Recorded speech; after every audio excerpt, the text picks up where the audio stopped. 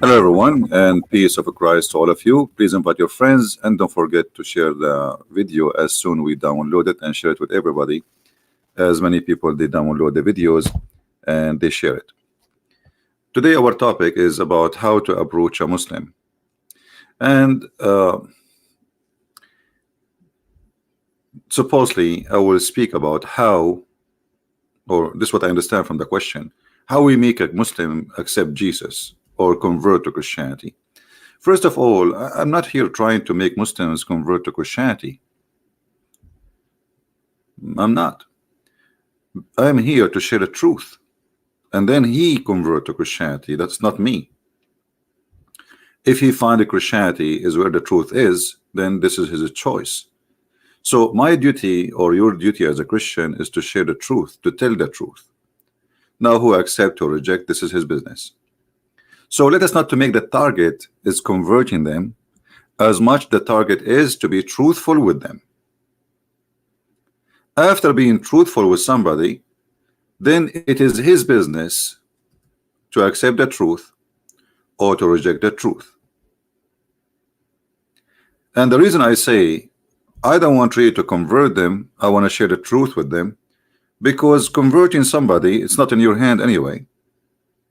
And it's not your decision anyway. And if you convert him by lying to him, that's mean you are a liar, the same as he, I mean, he was believing in a lie before, and now he is believing in an additional lie. So the target for a Christian is to be a Christian, and to be a Christian is to be truthful, and to be truthful, you have to share the truth and the truth only. And then whoever want to believe, he believe. Whoever don't want to believe, clean the dust of your sandal from his house, as the Bible says. So how to approach a Muslim? You see, every human being is different. If I'm walking in this beach here and there's a Muslim with me, he might say to me, oh, Christian, look, this is what Allah created. And that will give me an opportunity to speak about Allah. So the best way to approach a Muslim is not to you speak about God, wait for him to say it. And usually Muslims, when they see a Christian, they try to harass him. So it's going to come, just wait, have patience. And the reason I say that, because when he opened the door is different from you opening the door. The Muslim always he play victim. Oh, because I'm a Muslim, he's harassing me. The Muslims are, they are oppressing everybody in the world. And the second you go launch, let us say, some kind of exposed to his cult, it's the same second he play a victim. So let him start. Let him say something. I never saw a Muslim, he sat with me and he find out that I am a Christian and he don't right away go and attack me. Right away. The second they knew you are a Christian, they will say something. And for sure, this is generally speaking. So wait for him to say something, and the second he say it, you go from there. Every human being is different. Everyone he think differently. So today we are going to find out how really we can talk to them. Can somebody give me something like first time a Muslim he asked about Christianity? What he asked you about? Anyone remember?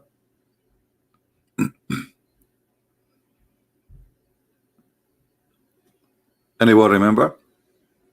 Like, what is the first question a Muslim he gave you? Give me one. Just to show you like how you can take the question and make it used for your benefit. It's Trinity. You see, when a Muslim he says to you, okay, how you believe in the Trinity? The question is, how you believe in Allah? He says to you, Allah, he said. Okay, I said, my God, he said. Are you a person of double standard? My God, he said, I believe. Your God said, you believe.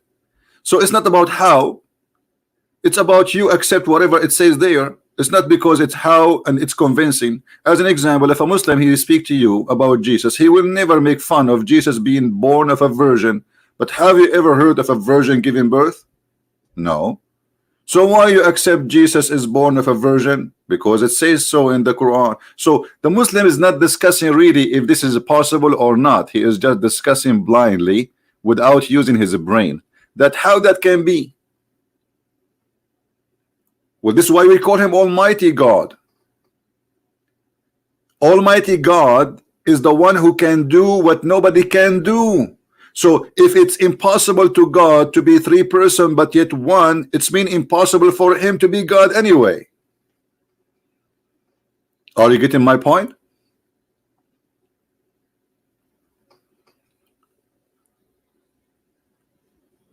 Why we call him Almighty then, if he is not Almighty? Either you believe he is Almighty or not. Mr. Justice, he's asking me, here we go. Mr. Justice is helping us. He says, are you pagan? Well, Mr. Justice, the pagan is the one who kisses stones and pray in front of stones, and he bow down to stones, and that is Islam, my friend. We Christians, we have nothing like this. It is you Muslims who believe that the stones can forgive your sin. If you touch stones, they erase your sin. And you know what? I don't like to say things without proof. Here we go. This is your prophet teaching the Muslims that touching stones around the Kaaba erase your sin. So who is the pagan? So this is a great question actually. When a Muslim he says to you, are you a pagan? Well, right away you show him that the pagan is the one who believe in the following, that God he have a right hand, and the right hand of Allah is a black stone. And this is your prophet saying, not me, that touching two corners of the Kaaba erase your sin, the black stone and the Yemeni corner. Are you there, Mr. Justice? Now Mr. Justice, he will go and take a hike and he will hide, because he cannot explain to us how touching stones will forgive your sin. So what we notice here, that if you are not armed with knowledge, a Muslim he can ask you questions and he try to make it embarrassing for you. But the fact, if you have knowledge, that the same question is going to be embarrassing for him. Now show me where Jesus says go and kiss stones or worship stones. Show me where Jesus says that, you know, we have a holy stone. Show me where Jesus says that a stone is the right hand of God. Show me where Jesus says that a stone is going to witness for me in the day of judgment, is going to have two eyes and will have a tongue. So the Muslim is a pagan with certification, yet he accused everybody to be pagan. Do you believe it?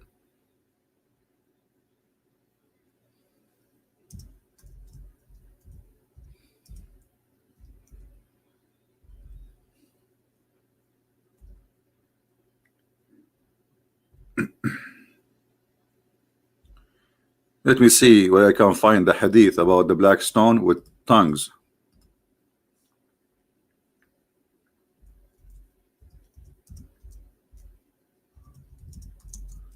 Just to show you how pagan this cult is. Yet they accuse everybody to be pagan.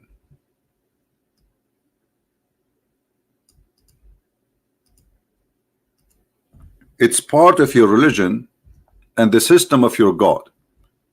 Stones. Here we go.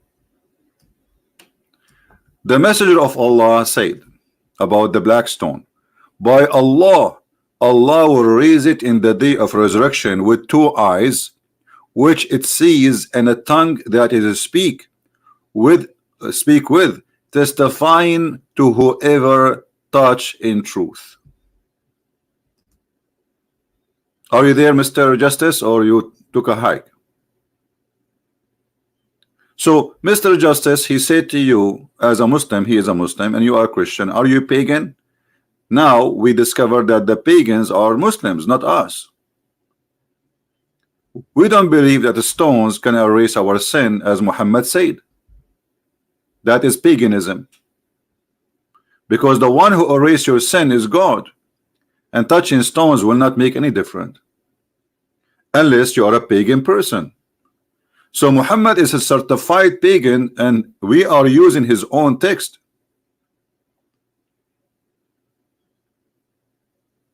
We are not using something from our pocket. And here what the Muslims will do. Oh, I don't accept this hadith. I don't care you accept it or not. You see, when the Muslim they say I don't accept, it is a very good sign that he is now in a revolutionary mood. He don't like what his prophet said. He is disgusted. He is ashamed of him, and now he want to dump all what his prophet said. Do you understand? So when a Muslim he says this hadith is da'if, da'if, what da'if? Da'if mean weak, but even the weak hadith, by the way, is accepted. But this is the ignorant, they say that, you know, da'if, da'if. Okay, so what does that mean? It's mean Islam is a corrupt religion. Isn't it Islam based on the hadith and the Quran? So if you are saying to me that the hadith, which is Muhammad's speech, and the Quran, which is Muhammad's speech anyway, is corrupt, that's mean you have no belief. So how you will know which one is the one you trust?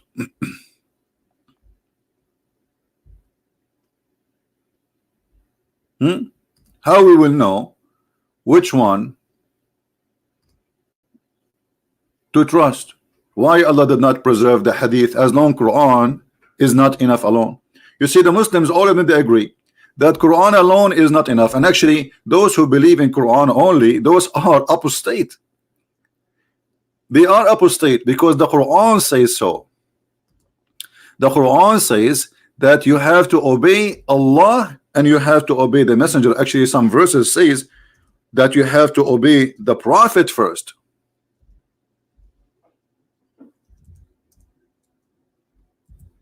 And then you obey Allah.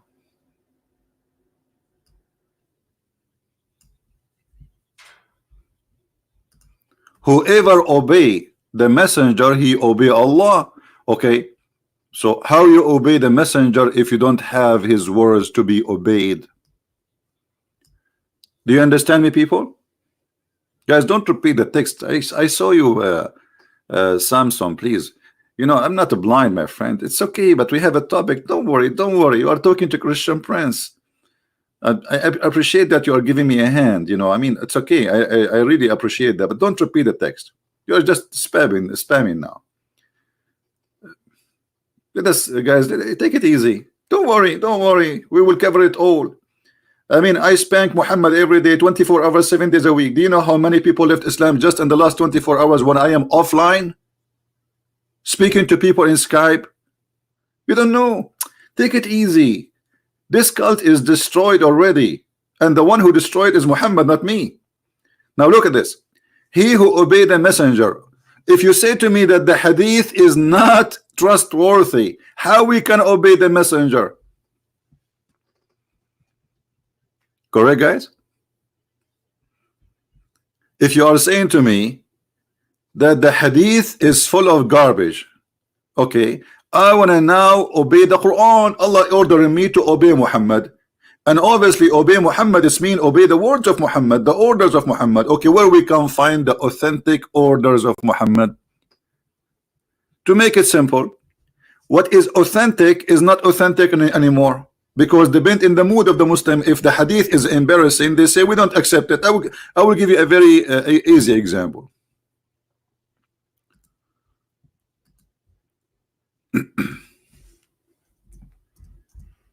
I will give you something funny. All right.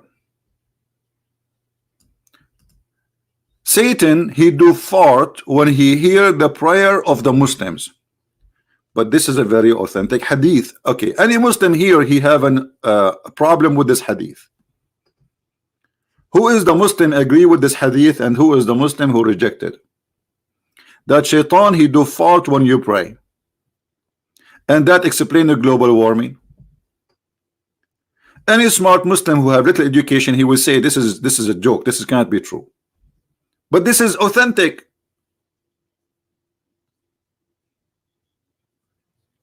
This is authentic.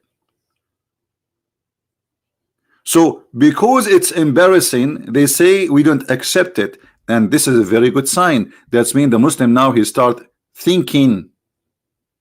He start what? Thinking, which is unusual. It hurt. See, if you did not move your hand for long and you try to move it, it hurt because you did not use it for a while. So when the Muslim he see those things which is proving Muhammad to be a false man, he get hurt. And because he got hurt, he scream, he says things he should not say, or he reject to save himself from the stupidity which we see in the front of us. When Muhammad he said, aren't you afraid? Can you stream about the Reformation? What Reformation?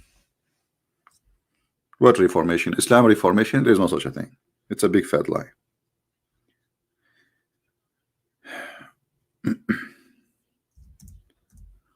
When Muhammad he says as an example this,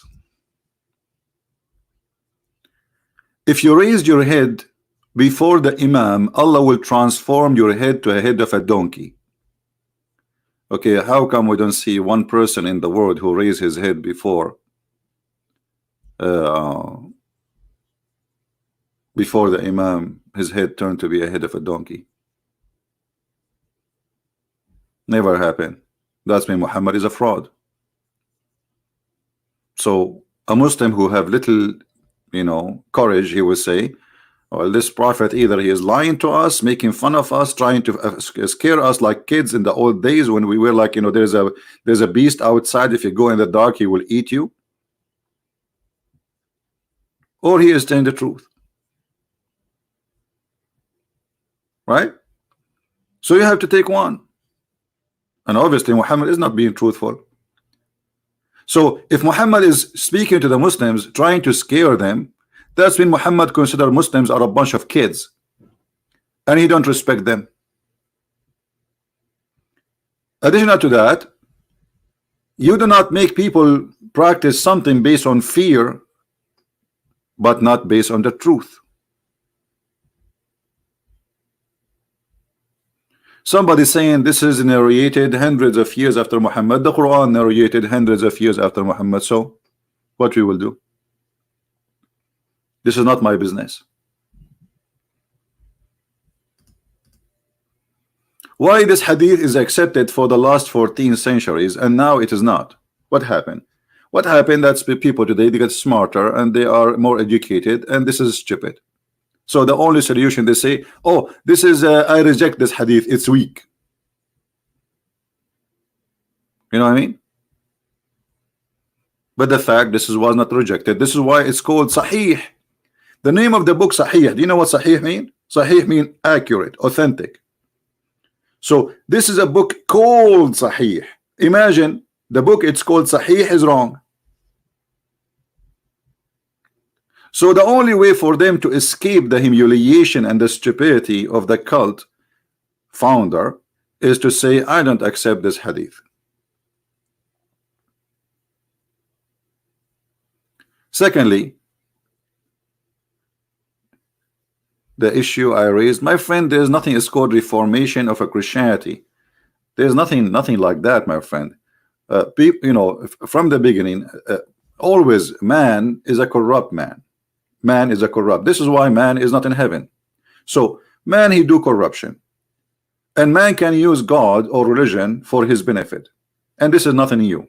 So the reformation you are talking about is just a political. Otherwise, Christianity does not need to be reformed, because we have the teaching of Christ.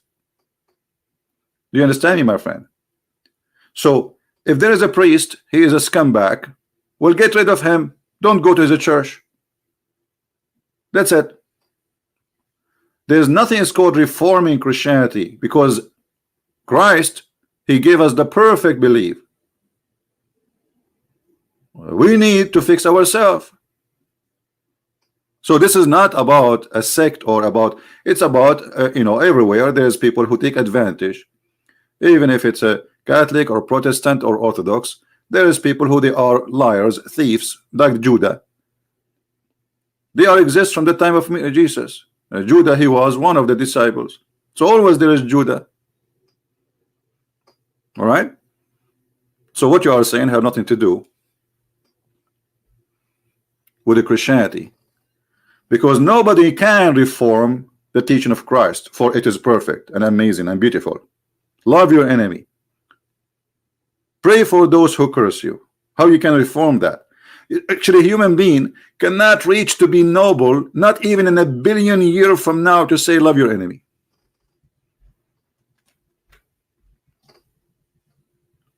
Now, some naive people, they say Islam need to be reformed, and that is a stupid statement too, because how you can reform Islam? Are you going to reform Muhammad? His words is here, his Quran is there, and that's it. In order to reform such a thing, you have to get a new book.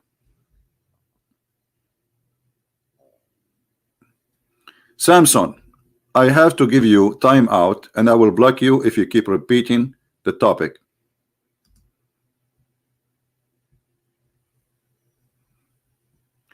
If you are not adult, mature, please don't stay here.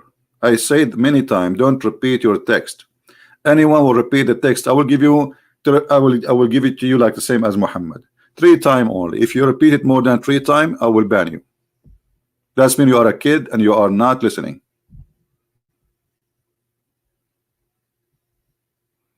So, when a Muslim come to me, he bring a topic, and that topic is going to be used against him. Give me another topic. Can somebody tell me? Why did God made us so corrupt? No, God did not make us so corrupt. God, he gave us a free will. This is why not every one of us, he do what someone else does. There's some they are child molesters. There's some they are thieves. You know, so everybody have his own way of guilt. But there's guilt. There's a guilt like mountains, and there is somebody maybe he just his eye look at a woman walking in the street. There's a huge difference between what people do. Now, can you give me another topic Muslims they hit you with it? We answer you about the Trinity. The Trinity, if they say to you the Trinity, say, well, God, he says that he is a 3 in 1. So what the problem? If he cannot be 3 and 1 in the same time, that's mean he cannot be God.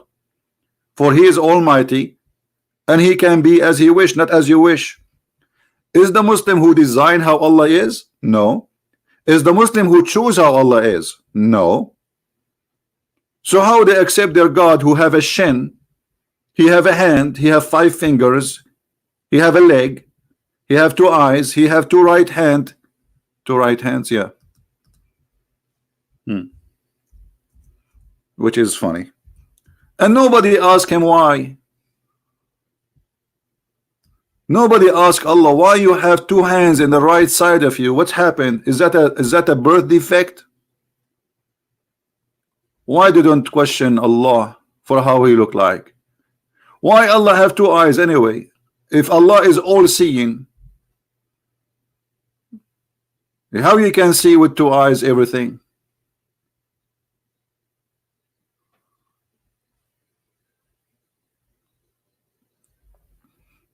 Yeah, the one who is asking how to approach Muslims, my friend, if you just join now, we'll play the video from the beginning. You don't approach the Muslims will approach you.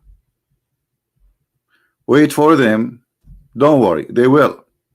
Muslims cannot resist seeing somebody believe in Christianity and not to come to him and try to convert him. But you have to be ready. And if you are a fool, don't open your mouth. If you are ignorant, don't claim education. And if you do not know your book, don't debate about anyone about his book. So first you have to study your book very well. Otherwise, why you are talking about religion if you don't have even one?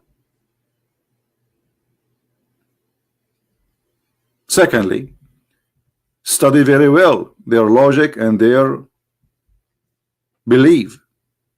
Arm yourself with knowledge. Knowledge is the key of winning souls and sharing the truth.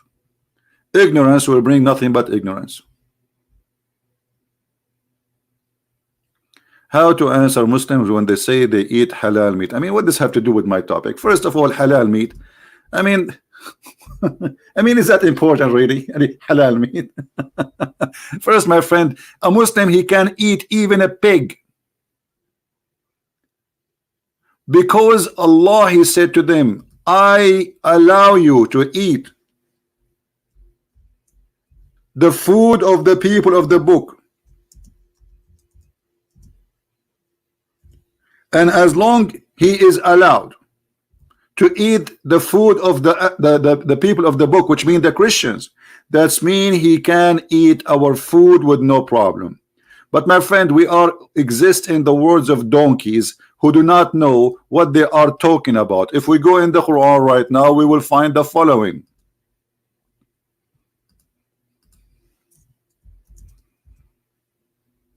Chapter 5, verse number 5.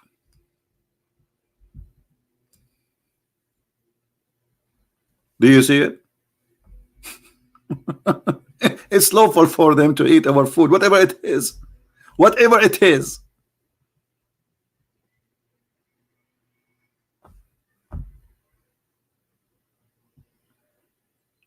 So this is what the stupid, you know, the problem is there is people, they call themselves religious, but they don't even know what is religious mean, and they do not know what is their religion is.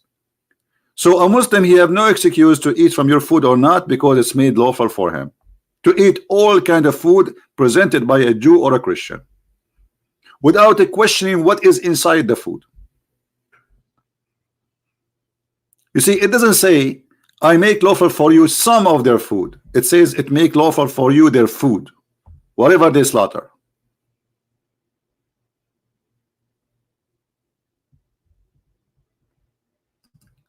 So the problem is that we have people who they are ignorant, and ignorant, they don't teach you religion. Ignorant, they teach you their ignorance. Now we go back to the topic.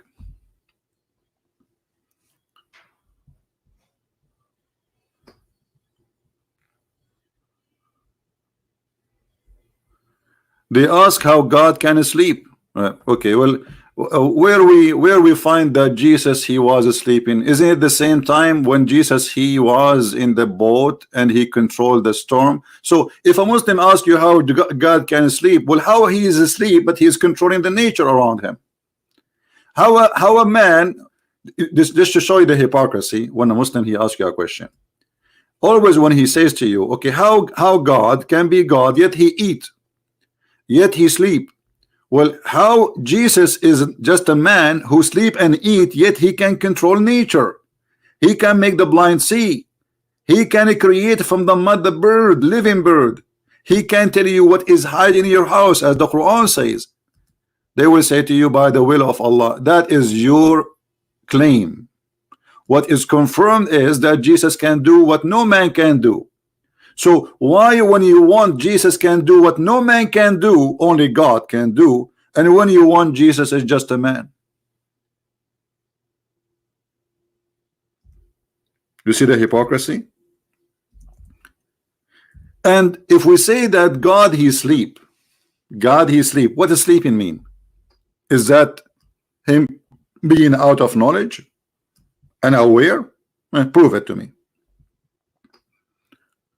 Jesus is being asleep or not, still he can read your mind. Still he knew what you are doing. Still he can control the nature, and the Bible is right there. In the Quran we see that Jesus, he can tell you what you hide in your houses, even though you are not with him, and maybe he was asleep. Does it say that?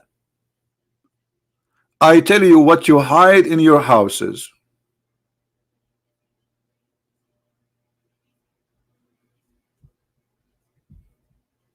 Okay, how Jesus he knew that? He was asleep at home.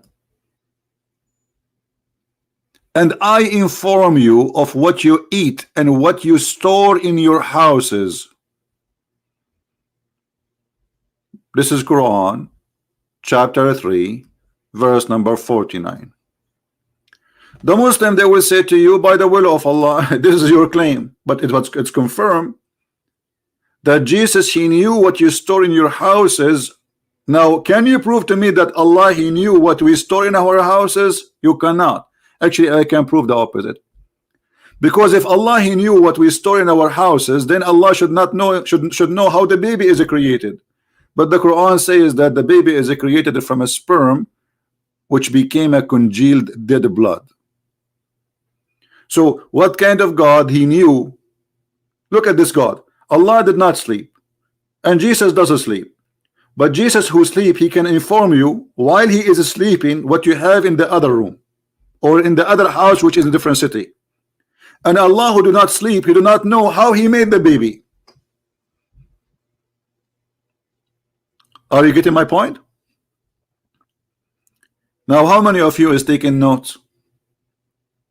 How many of you taking notes? You see, I answer Muslims from their books. I don't use my book because they will say, oh, we don't believe in it. So why you want to waste your time? Get him busted from his book. So what the Quran confirmed that Jesus, even if he is asleep, he can see what you do in your home. Who is saying so? The Quran.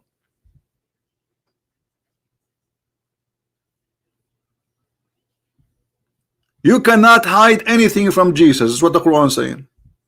I know what you did, I know what you stored, I know what you said, I know what you have in your houses.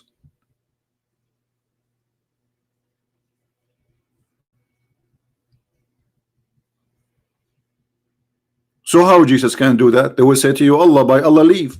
This is your claim. I can say that I am the one who gave the leave to Jesus. Hey Jesus, you did make the blind see because I am CP. I made you do that. That is a stupid argument. Prove it to me. Muhammad all his lifetime could not make one person see as Jesus did. Muhammad was busy making verses. Any woman she want to give herself to the prophet so he can do boom boom with her. Where is the miracle of Muhammad? If I type one word in the Quran, ayah, which means a miracle, huh? Ayah, okay. Look what it says. They say to him, why his God don't give us a miracle? Why his God don't even speak to us? Why Allah don't give us any miracle, any sign? Why this guy is a prophet but he have nothing?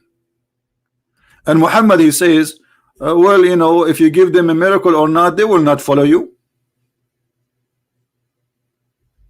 And even if you were to bring to the people of the scriptures, the Jews and the Christians, ayat, proofs and evidence. Ayat, it's mean miracles. This guy, the translator, he's adding verses, listens, that's stupid. It's a miracles. So even if you bring them, they will not follow you. And by the way, this is a proof Muhammad to be a false prophet. Because who are those in YouTube who they are Muslims supposedly claiming that they used to be Christians and they became Muslims? Do you understand? If the Quran confirms none of the Christians and none of the Jews will convert to Islam even if you bring them a miracle. And that to explain why Muhammad he have none and zero. So who is this guy? You have a video of him in YouTube converted to Islam. That's me. Muhammad is a liar. This is a false prophecy. And why Muhammad don't have a sign and Jesus have all the signs?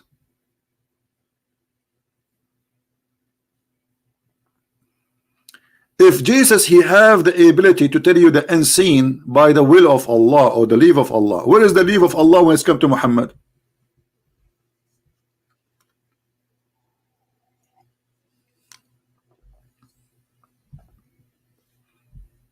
Do you understand, my friend? Give me another question. We answer about Jesus he sleep. Jesus he sleep, he tell you what you hide in your houses. Jesus he sleeps, still he can make you blind. Make the blind see. Jesus, you know, he sleeps, still he can make the one who cannot walk. Jesus who sleep, he can still make from the mud a living bird. And this is who? Jesus, the one who sleep.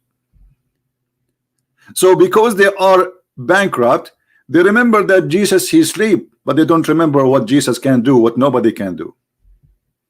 And this is my challenge to the all Muhammadan.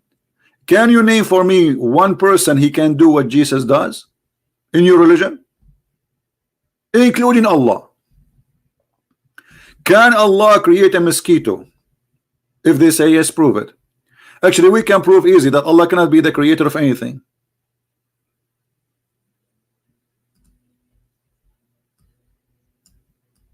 Look at this.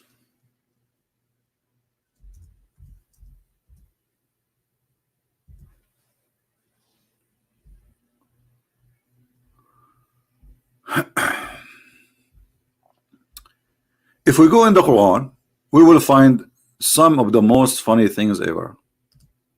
Allah is speaking science. Allah is the one has created every living creature from the water. Every living creature created from the water. Who is a Muslim agree with this? Who is a Muslim agree that Allah created every living creature from the water? Anyone in the bushes?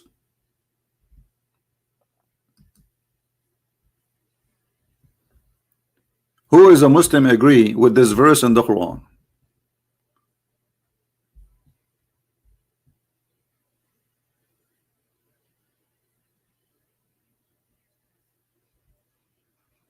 Again, a warning. Anyone who speak about any Christian sect, I will ban you from the text.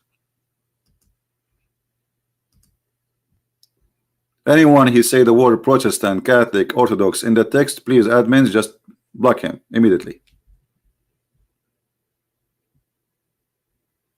Any Muslim, he have an answer. Do you believe that everything is created from water according to Islam?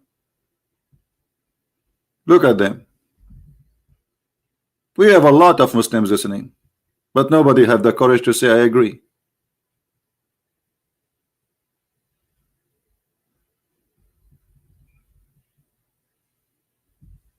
Any Muslim would like to call me and say that he agree with this, just to show you that Allah cannot be the creator, because the creator, he knew what he created. Very simple,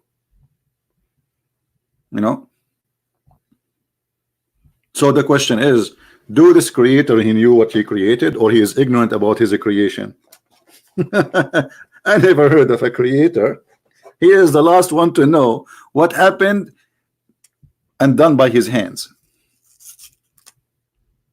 Let us see.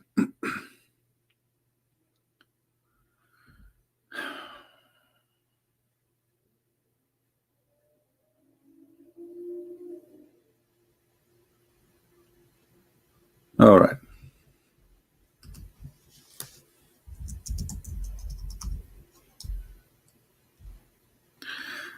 Anyone?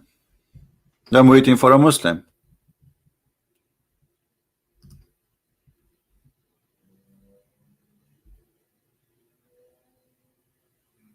No, Christianity does not have a destiny. That's false. The destiny we are talking about in Christianity, that God he chose, let us say, God he chose people. As an example, God he chose Mary. All right, but this is not a destiny, because Mary still can accept or reject to be a believer. So God he can choose me to do a mission, but yet I can be, even though I'm chosen, to reject that mission. And I will give you an example. Is it true, guys, that Jesus accepted Judah as disciple of him?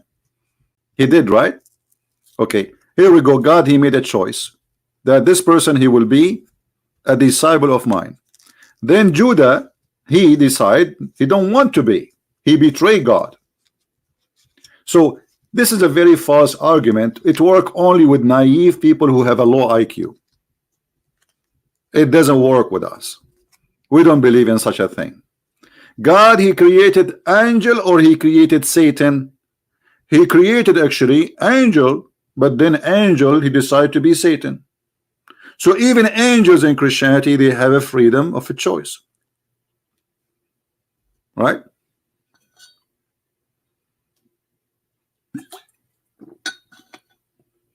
Somebody's asking why he would choose you if he knew you will reject his mission. So you will reject, and you would do what you need to do. You know, why God he will punish you if you did not commit a crime? You see, people are like kids. It doesn't matter what you say. And why God he chose me if he knew I'm rejecting? Well, God he said to you, you are free, and now you are asking him why you make me free. The question is not why he chose you. He chose all of us actually to believe in him. Every single one of us, he chose us to believe in him, but we reject.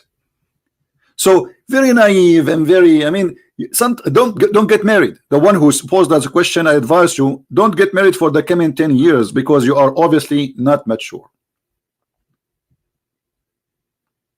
right? God, he chose us to live in his kingdom, and he love us, but we choose to reject him. Muslim says Bible is corrupt. Okay, well, look like nobody want to speak about Allah created everything from water. Okay, let's talk about the Bible as being corrupt. Who is the Muslim who says that? Is he in the chat, or is he in the chat, the one who says the Bible is corrupt? Is he here?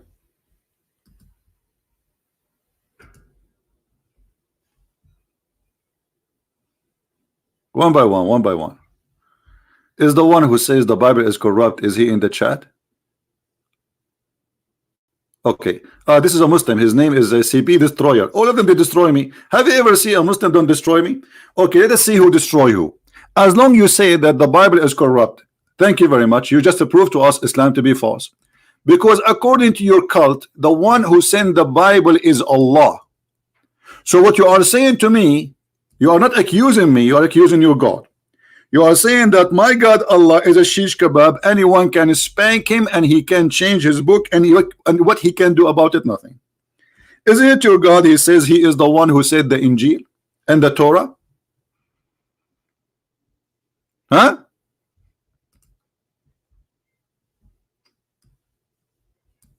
Is that your book or my book? Busted. So a Muslim, when he says to you your book is corrupted, he is saying his book is corrupted, because according to them this is the book which Allah he sent. So who is the stupid here? The one who say his book is corrupted, or the one who says my book is not?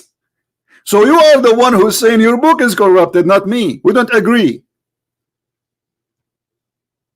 You as a Muhammadan, you are saying that I have a God, his name is Allah, he sent the Torah, he sent the Injil, and yet you Christians, you spank him and his ass and you corrupted his book.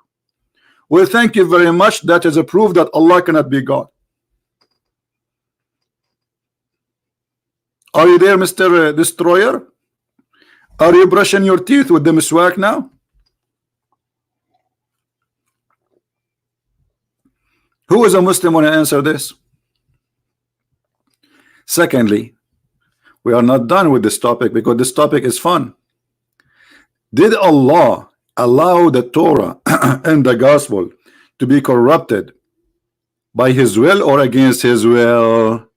Who is the Muslim wanna give me the answer? Who is the Muslim wanna give me the answer? Anyone? Was this corruption happening by Allah will or against his will? Any Muhammadan?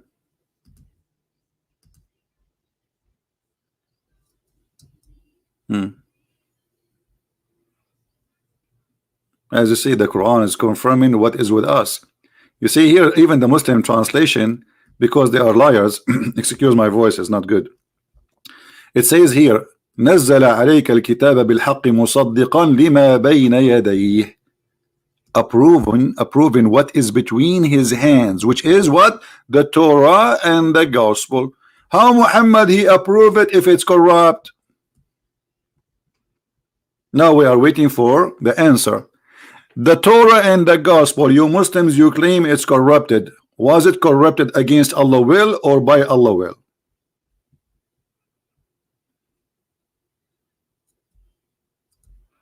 The Bible prophet, Allah does not say Bible, it says Injil. This is additional proof that Allah is a scam. Why? Because Injil is a Greek word. So if Allah and Muslims says that Jesus was sent to the Jews, why his book is in Greek?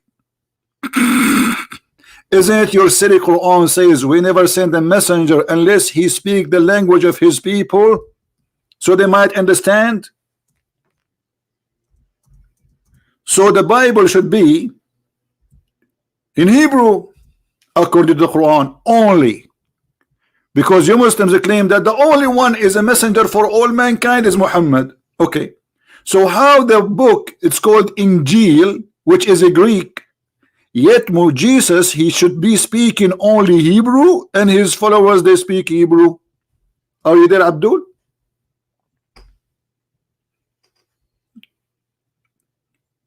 Additional proof that Muhammad is under the influence of the Greek Christians.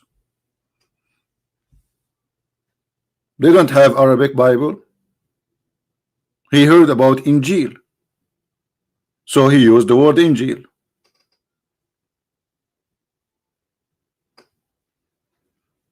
Additional proof that Muhammad is a scam. Now we go back to zero. Who is the Muslim want to tell me, is the Bible of Allah corrupted by his will or against his will? Who want to answer? Any Muslim can answer this question? They cannot. They cannot. Because if they say, you see, as long they are covered to answer, if they say according to his will, that's mean Allah is the devil. He sent us a book and he decided to corrupt it. So what's my problem? If they say, if this is his will, if they say this is against his will, that's mean Allah, his will doesn't match and doesn't make any difference.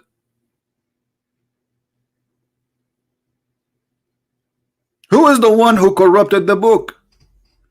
And what is the involvement of Allah? Isn't it Allah, he says, La mubaddila li kalimatullah. Nobody can change the words of Allah.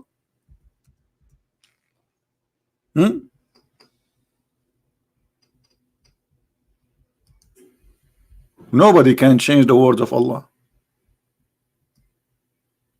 So Allah make a challenge.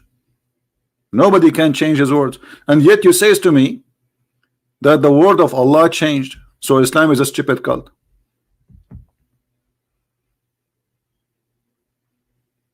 Any Muslim? And this is how easy it is to prove Islam to be stupid when they say to you the Bible is corrupt. Right? Because they are talking about their Bible, which supposedly the Bible of Allah is corrupt. So what's my business? This is accusation against his God, not against me. You see, I have books. I have many books. Now, if I write a book and somebody else corrupted my book, isn't it my responsibility, the author, to protect my book, or the responsibility for someone who's in the street? This is my book. So if Allah is the one who sent the Injil and he is the one who sent the Torah, that means it is the responsibility of Allah, and the Quran comes from that. That nobody can change the word of Allah. And then you come to me and you say, okay, well, the Injil is corrupted. You just prove to me that Allah is a liar, because he says nobody can change his words, yet you are saying the word is changed.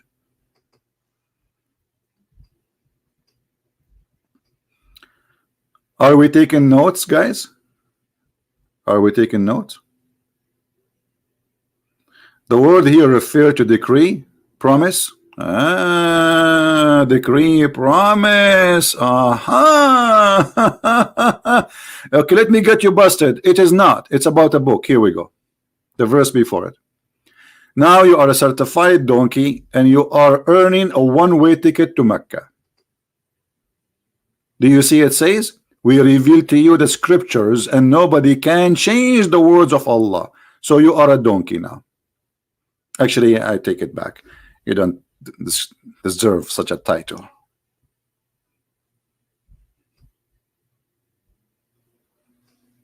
Who is next?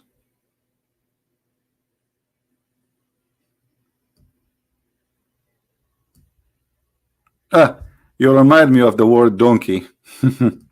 Your God, he think he is the one who created the mule. Look like your God, he do not know that the mule is not created by him. It was the fruit of one night stand date. Allah created the mule. How is that?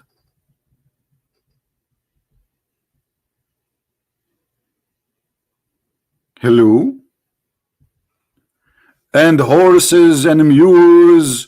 What? Allah created the mules? Are you sure?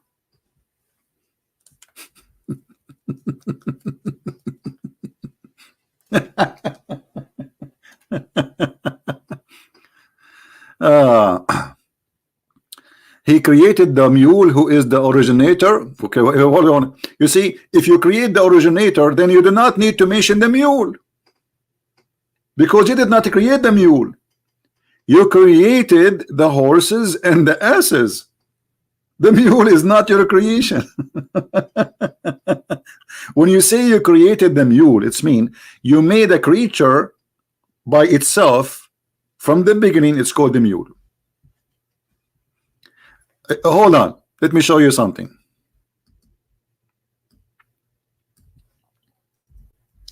Allah is he worked with the the station called Discovery Channel. Look what Allah he says. Those things nobody knows except Allah. You know, Allah has created every animal of water. By the way, does it say every animal? No, it says every dabba. Anything live in the earth or a living creature is created of water. And then he continues saying, and he and those, some of them, they walk in their belly. The word in Arabic here is walk, yamshi, not a creep. But animals didn't walk in their belly, they creep.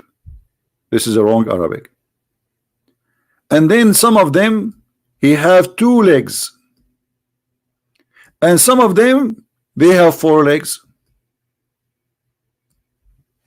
Are you sure? That's it? This is the creation of Allah?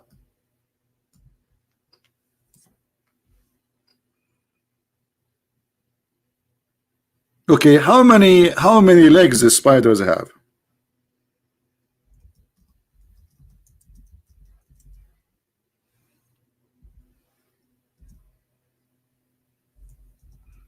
Any Muslim can tell us? How many legs the spider he has?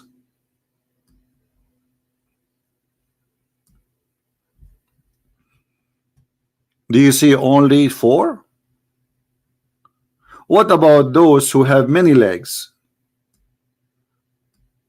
How Allah claiming that he is the one who created every living creature in this earth from water, and either they walk in their belly, which is false, or they walk with 2 legs or 4 legs?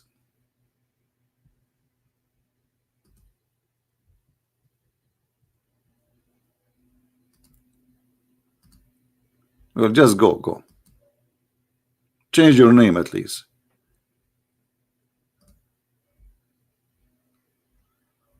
Any Muslim have an answer? Did you hear about this insect? She have a date and she wanted to go and meet her boyfriend, and she was late because she have to wear 44 high heels shoes.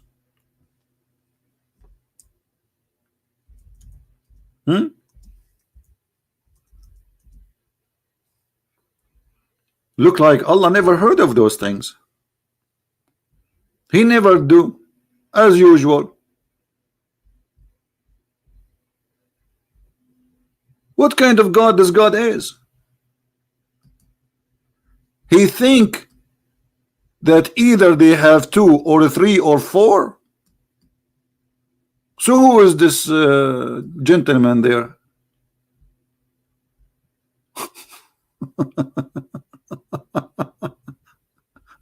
Who is this?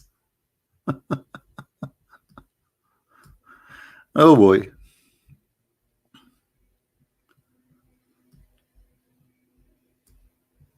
This is God. Same time, every creature, every living creature is created from, let us get better translation. This translation is false. Is created from water.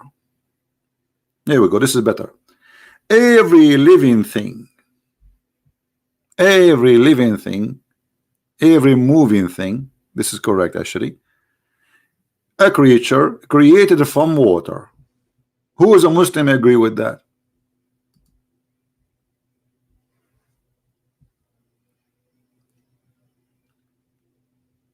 Anyone?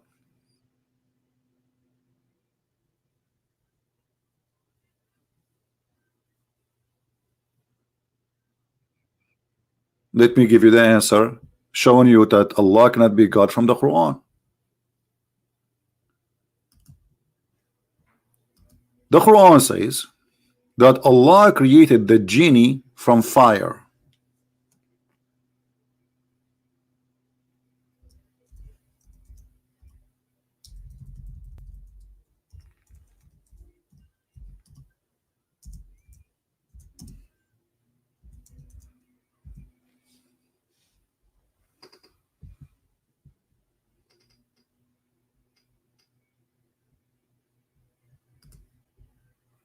Do you see it?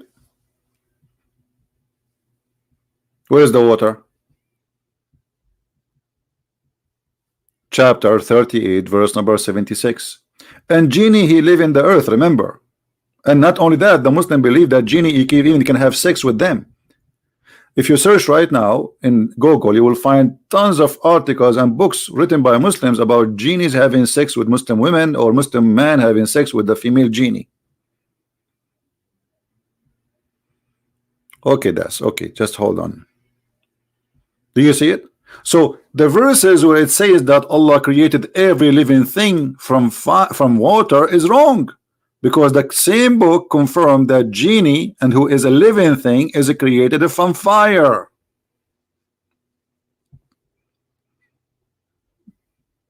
Correct?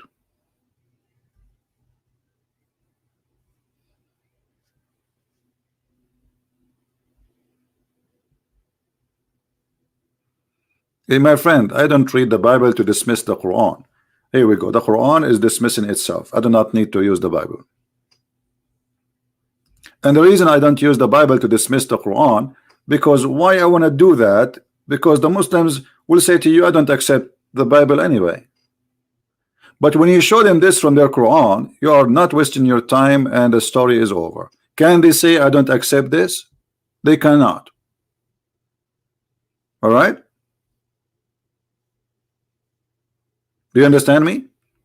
So when you speak to a Muslim, if you want to destroy Islam, avoid speaking about the Bible unless it is necessarily, because at the end of the day, this guy, he don't believe in your book. So what? Or why you? What? I mean, it's like it's somehow not smart. Get him busted first using his own book, and then he cannot say, I don't agree with this book. Do you understand me? And then after he is accepting the reality that the Quran is a book of contradiction and stupidity, then you can give him the jewels you have, which is the Bible.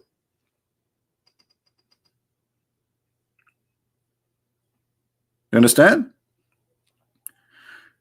You notice that when you come to listen to me, I don't speak about the Bible reading. I speak about it only just to get somebody busted. He said something not true.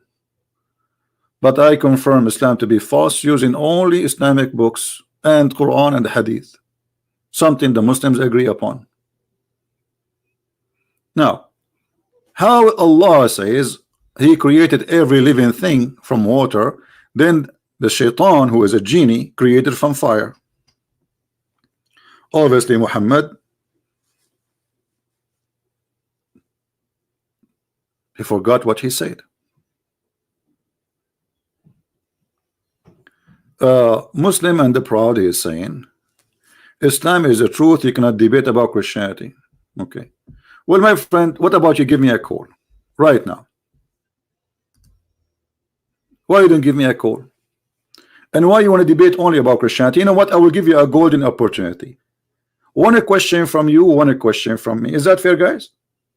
Ask me whatever you wish, and I ask you whatever I wish. If you are the man, give me a call. If you are not, just put your tail between your legs and let your mama call me. Because I have a question for her about how to make falafel.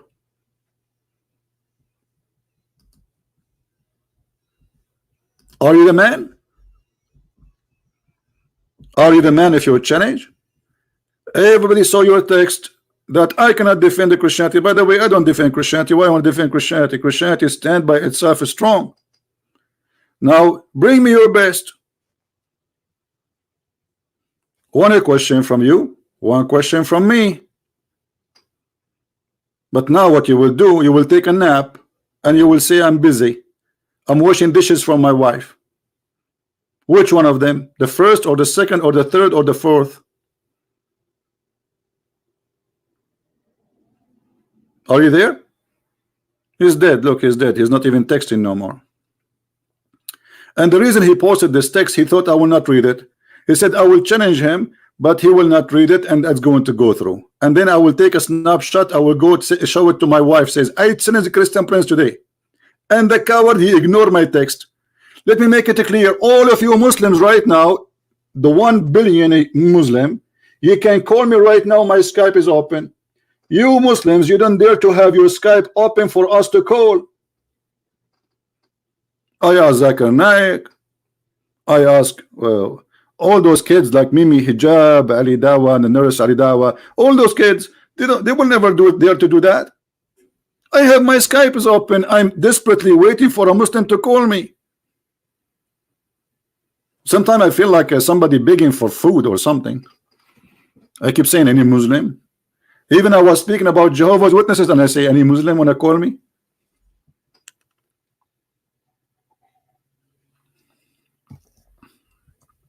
Any Abdul? Somebody says Nadir Ahmed. Nadir. This guy is a kid. Anyway, he can call me. Let him call me.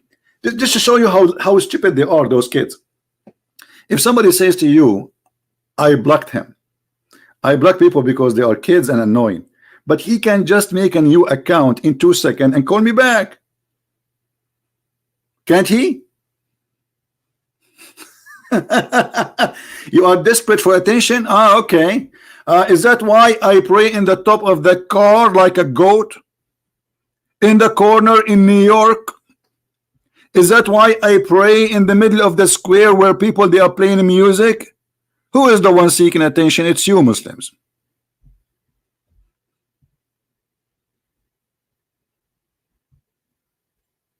Any Abdul?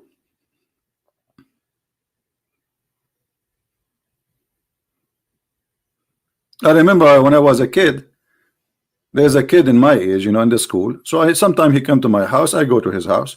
And then in the winter, like now, his father, when he want to pray, he opened all the windows. He left all, we have like it's like a wood blind, they come on the top of the window. So he left them up. He opened the windows, and then he start praying. So everybody in the neighbors will see him praying. It's cold. It's freezing. I said to him, why your dad do that? It's cold. He said he do that only when he pray. And then his dad, he sit in the couch, and he have little rocks in the front of him. He hold one and he start hitting his head with the rock. I said, what's wrong with your dad? Why you are doing that? He says, because people will think he is praying when he go outside. It will leave a mark in his forehead. What? This is the truth. The mark of the devil.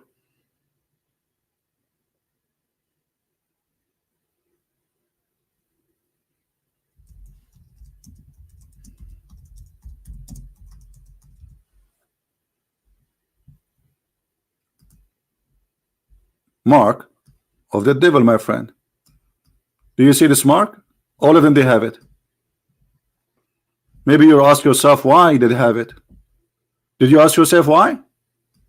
I will tell you why. Do you see it? Do you see it?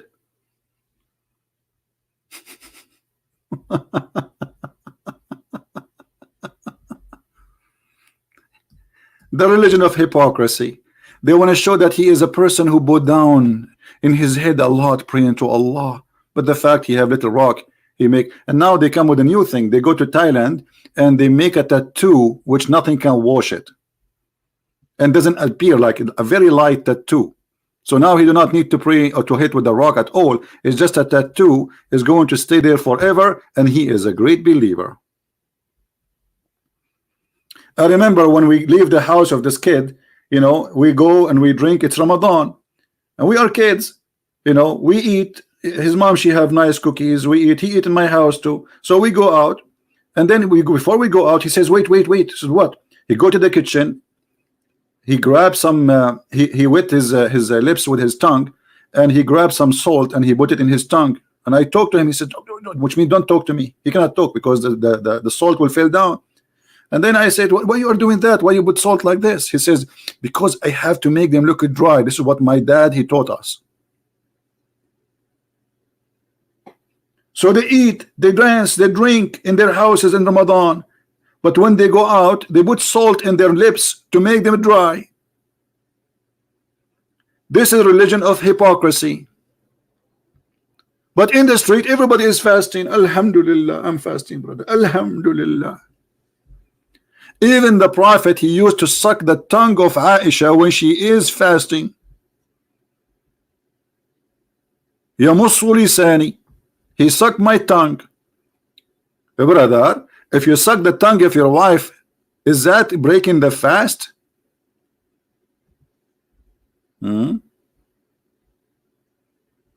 Many people fast saying fake it. Okay, some fake it. Okay. Let me ask you, did your Prophet fake it too? Did your Prophet fake it when he sucked the tongue of Aisha in the month of Ramadan?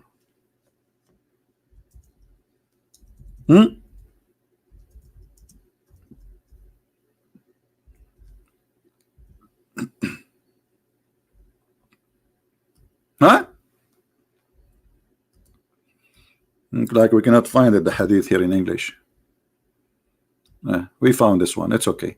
The Prophet SAWS used to kiss her and suck her tongue when he is fasting.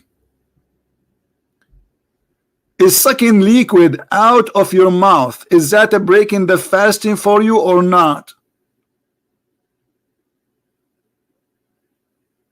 Do you see it? So I thought fasting is you're not allowed to suck any liquid. And why the Prophet is sucking the tongue of Aisha when he is fasting? Is he fasting or having sex now?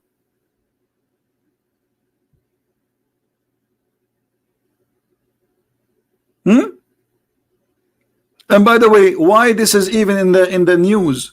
I mean, what kind of a woman she go in the street and she say, imagine I am married and my wife, she go on live and say CP was sucking my tongue. Like what? A woman, she say that, she must be really a very bad woman. A decent woman, she will not tell what happened in the bedroom. Actually, Muhammad, he said that a decent woman, she will not tell what happened inside the bedroom to others.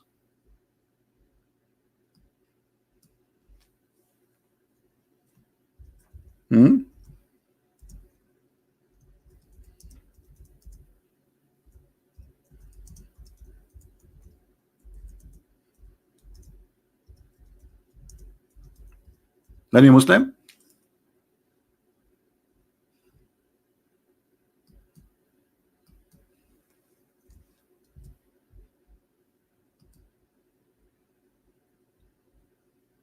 Any Abdul?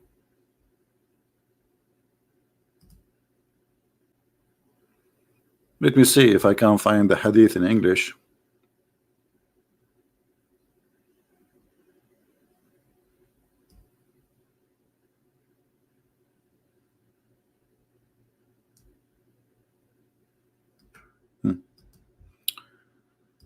Let's see this one. Here we go.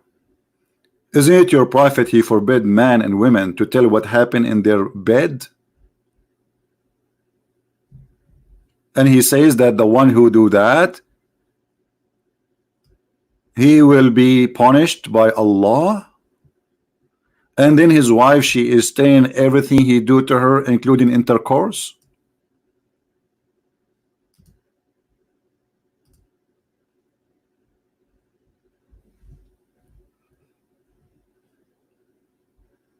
Anyone?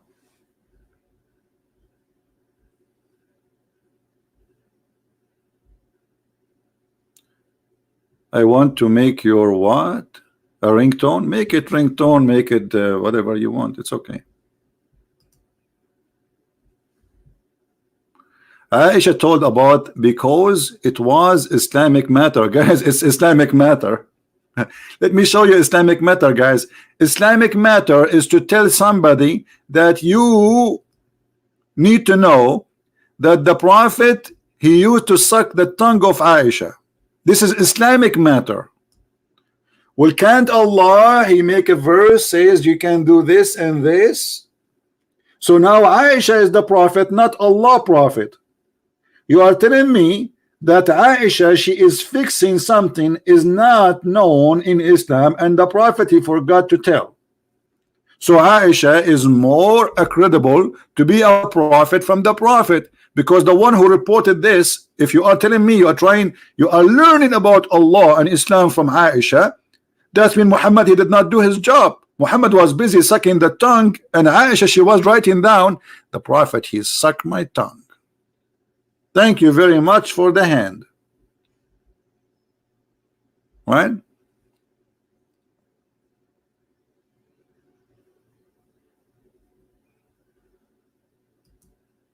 What constitution? Muhammad, he killed people of Medina, he killed the people of Yathrib, they took their money, he killed the Jews. What constitution? Islam never have a constitution. Islam is a religion of today is yes, tomorrow is no.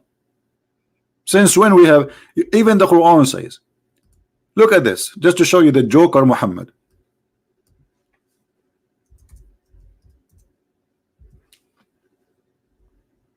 وَمَا نَنْسَخُ مِنْ آيَةٍ أَوْ نُنْسِهَا نَأْتِي بِخَيْرٍ مِنْهَا أَوْ مِثْلِهَا. Okay, what is that?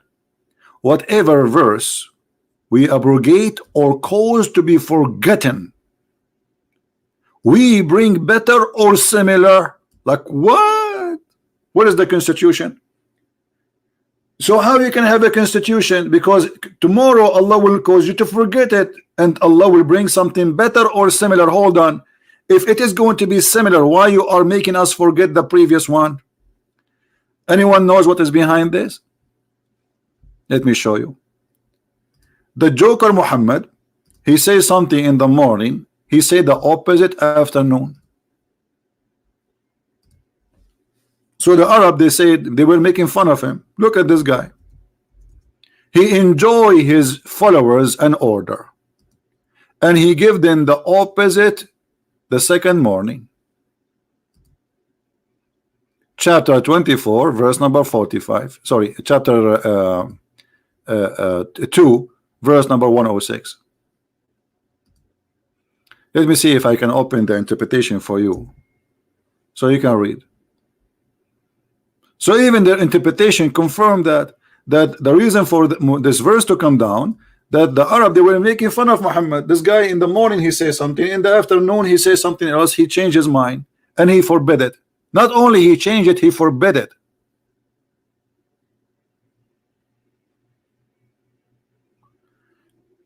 Kamala want to call me? He can call me, no problem. If he's a Muslim, he can call me.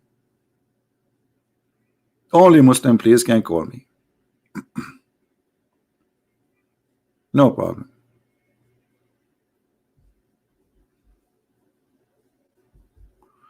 The Muslim I debate in Indonesia said Mary as a son of Imran and the brother of Harun is the same as Jesus said the son of David. Okay, we will answer this one. Somebody saying that he was debating a Muslim in Indonesia, and when he asked him about Mary, she is the sister of Aaron, and he said, well, the same as when you say Jesus is a son of David, but Jesus is a son of David by birth. Mary is not. Mary is not from the same tribe. Not only she is not even from the same tribe of Aaron or Moses. So there is no connection between them. Secondly, if you go to chapter number 3, what the name of the chapter? Al Imran. Do you see it? Al Imran. Okay, is Imran the father of Moses in Islam? Yes. So how Imran became the father of Mary? So not only Mary is the sister of Aaron, Mary is the sister of Aaron, and she is the daughter of Imran. And this is the same person who is the father of Moses. Do you understand, my friend? So obviously they cannot run away from a stupid mistake. It's not only she is okay, she is the sister of Aaron, maybe he meant something as you said, but she is the daughter of Imran. And if you go in the Bible, you will find that the father of Moses, his name is Amram, and the father of Mary, his name is not Amram. Correct? Do you see it?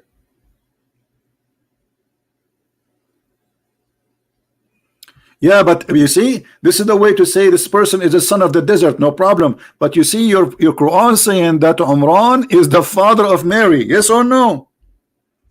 Is Umran the father of Mary, Mr. Proud Muslim? Either you say yes or you say no.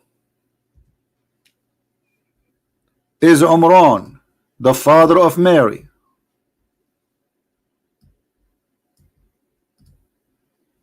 The answer yes.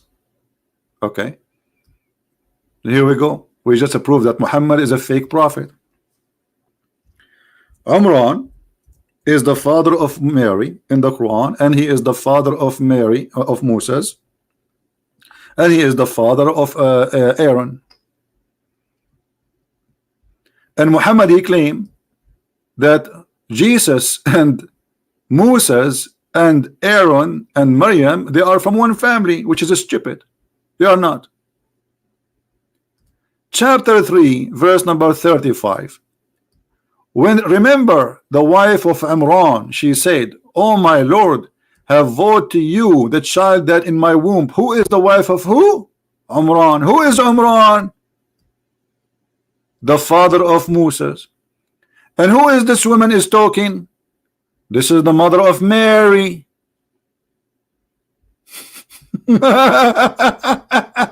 So you cannot hide the stupidity. It's all over the place.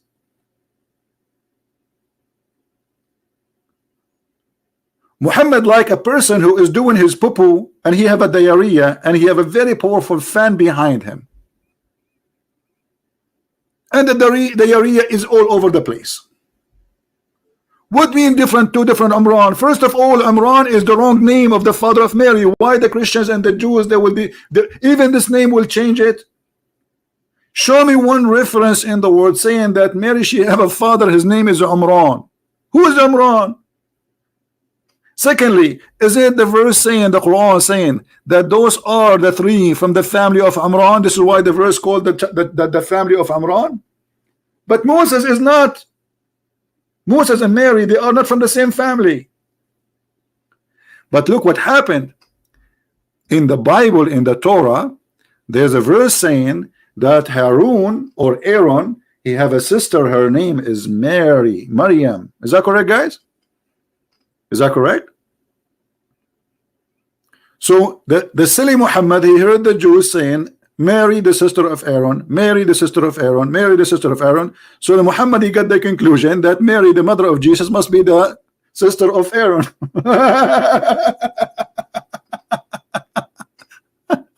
Unbelievable. And when a Jewish guy, he came to Aisha and he said to her, but there's a mistake. Mary, she did not even live in the same time of Aaron. There is a couple of hundreds of years between them. Aisha, she said to the Kabul Ahbar, the guy who said that to her, she said to her, you lied, and the prophet, he told the truth. She did not say you got wrong understanding.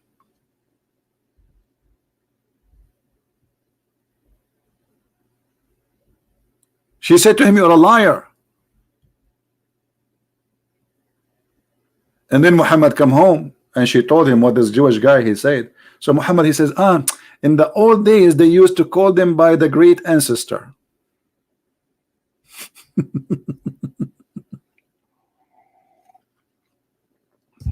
Now, how you can explain that Mary, her father is Amran? Anyone can explain to us how this happened? How such a mistake happened? How Amran, the same father of Moses and Aaron, became the father of Mary in the Quran?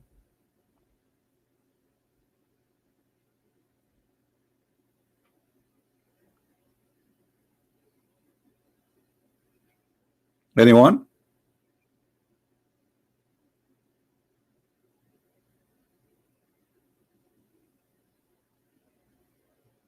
No, there is explanation. Muhammad is a thief. Whatever the Jews he says, he take from them everything.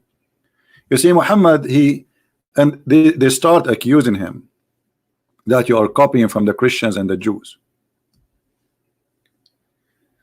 There's a verse in the Quran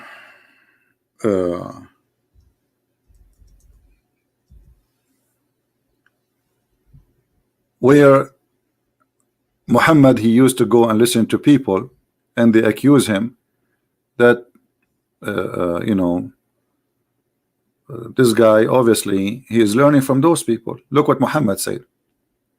And indeed we know that the polytheist, this is between two brackets, this is not really exist in the Quran, say it is only a human being who teach him. So the Arab, they knew he is learning from people. The tongue, and Allah now is answering, the tongue of the man they refer to is a foreign, while this, the Quran, is a clear Arabic tongue. So what they are talking about, there was two slaves, and they are Assyrian, or let us say Aramaic. They are coming from Iraq, and Muhammad, he sat with them and he learned from them. And they notice how much he sit and they speak about religion, and Muhammad, he listen. Why Muhammad is a prophet of God, he need to listen to those guys? Those are two slaves captured, and they are not anyone important supposedly. Why Muhammad is listening to them? So they accuse him that he is learning from them. So look at the answer. He says, well, my Quran is in clear Arabic, while those guys didn't speak with Arabic. They speak Arabic, but their Arabic is not like ours, the Arab, because they are slaves who they are captured from Iraq. So from the time of Muhammad, there was an accusation of him being a thief. And in different places we find that Muhammad, he tried always to do things different from the Jews, because everybody is laughing at him. He copied the Jews. Look what happened here.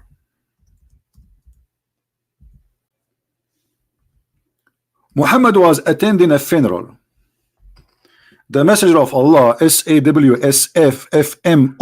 shortwave, used to stand for a funeral, entered the crops where was placed. Okay. A learned Jew. Do you see it says a learned Jew? In Arabic it says Hebron min al-Yahud, Hebron min al-Yahud, which means a big rabbi of the Jews. A big rabbi from the Jew walked by, and the big rabbi, he said, this is how we do it. What? This is how we do it. What he said? This is how we do it. And what Muhammad, he said? Sit down, act differently. Sit down, act different. Like, what the heck? If Muhammad is a prophet of God, who cares if this is how they do it or not? Are you doing it according to your God or according to the Jews? But Muhammad, because he's a thief, he felt guilty immediately, because the Jews get me busted, I'm doing as they do. So immediately, in the same second, he said, sit down, act differently. And the Muslims behind him, sit down, act differently. And the guy next to the guy, he said to the other guy, sit down, because they have to spread the news. Sit down, act differently. Or what the Jew, he said, this is how we do it. And what Muhammad respond? Sit down. Like, so you were praying before this moment according to who? Who taught you how to pray in the funeral like this?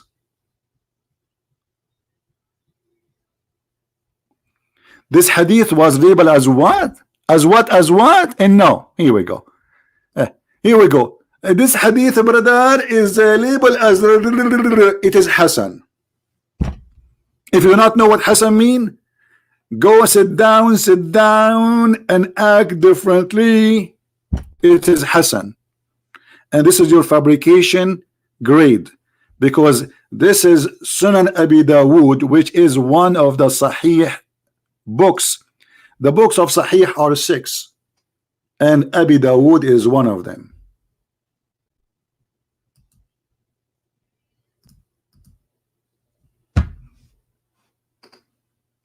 Any Abdul? And there is a great example about Muhammad trying to act differently.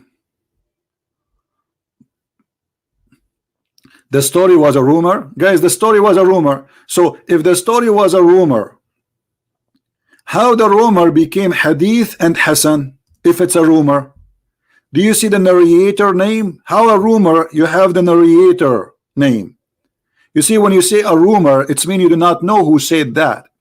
حدثنا هشام ابن بهرام المد.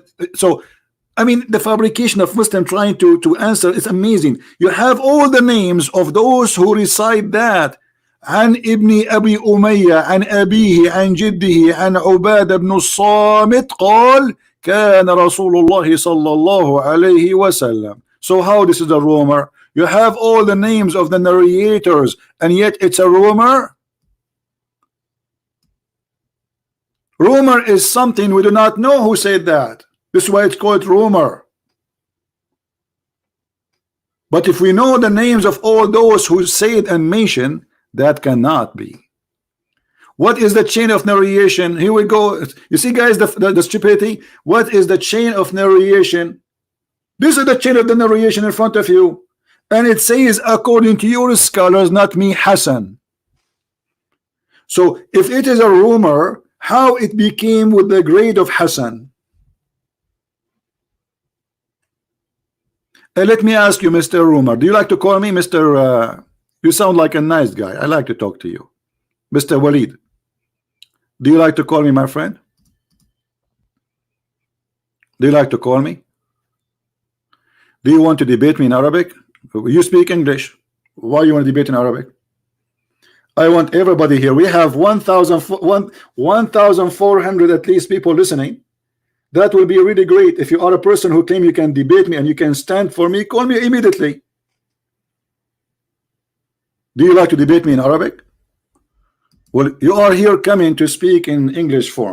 And by the way, in Arabic for me is going to be more fantastic because I do not need to suffer from translation. However, I have an offer for you. You can say whatever you want to me twice. Once in Arabic and once in English. Is that fair, guys? This will give you the pleasure, double pleasure. Call me immediately, my friend. Be the man. Let everybody see that Muslims, they can answer. Are you willing to do it?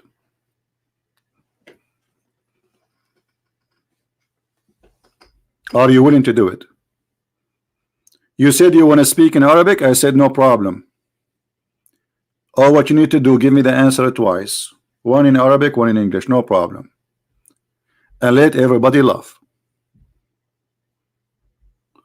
What your Skype ID? I only debate in classical Arabic, just let you know. My friend, here we have English people, so people, you see, you speak English very well, and I can tell your English is very fine, correct, guys? So what this is excuses about? Give me your ID, I will find you. Give me your Skype ID, I will find you.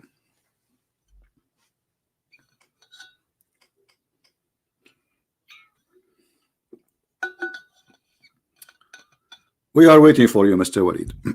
You are welcome.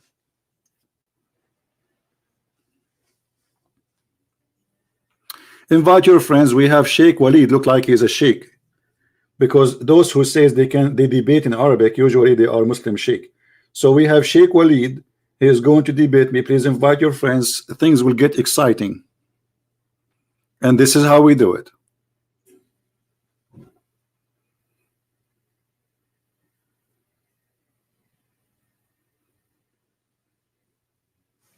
All right, let us see if Waleed he sent anything. No, nothing yet.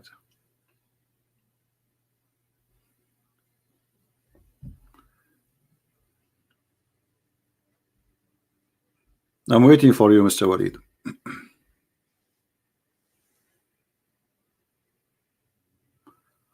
No, if you think Mr. Waleed is afraid to call me, you are mistaken. He will call me and he is the man. You will see. No, he will not run away. I don't think so.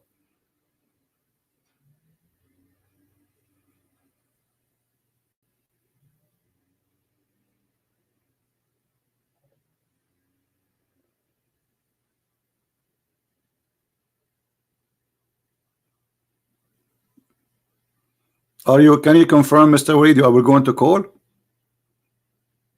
Can you confirm, my friend, that you are going to call? Don't make us wait for nothing.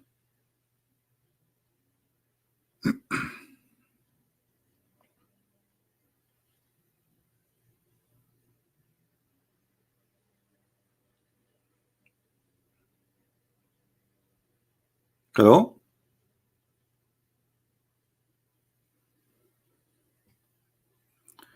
Give me your Skype. My friend, you will have hard time to find my Skype because many people, they copy my name. Give us your Skype. I will call you. Post your Skype. My Skype is Debate TV, but I'm telling you from now, you will have hard time to find my Skype. Now give me your Skype.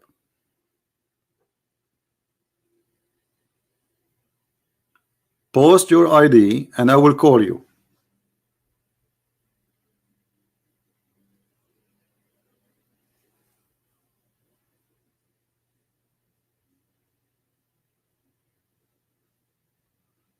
And please be nice to our guest when he call us. Be nice to him. You know, he's just a Muslim. It's not his fault.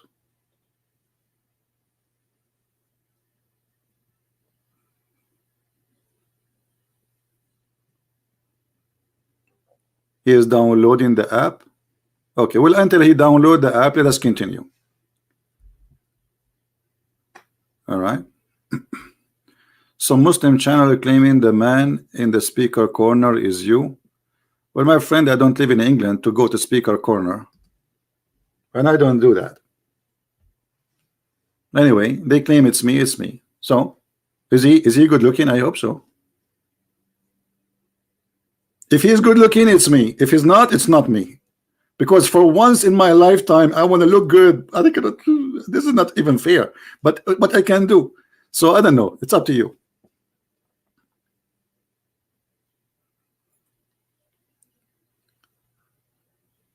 Are you there, Waleed?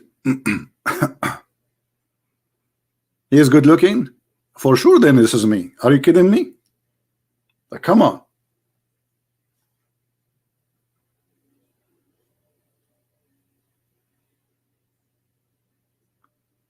What happened? Waleed, why you are taking you so long to post your ID, my friend? It take you 2 seconds. Post your ID for me, and I will give you a call.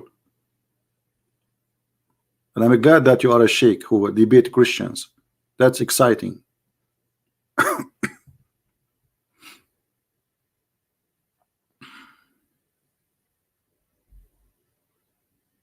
Give you 5 minutes. Okay, I will give you 5 minutes. Let me make some coffee, guys. Waleed, you need 5 minutes. Don't make it 5 hours, please. Why you need 5 minutes, Waleed? You are going to ask for friends to come and help you? Invite everybody, brother. Everybody in the bushes, all the Muslims, you know, let them actually, you need help. You will need a lot of help. I need to make some coffee too. Should we end this broadcast and come back with a new broadcast just for Waleed? What do you think, guys? I don't know.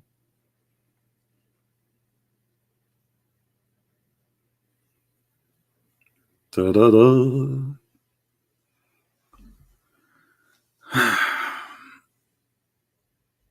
Don't end. Okay, I will not end. All right. Let me get something to drink. Give me a second, guys.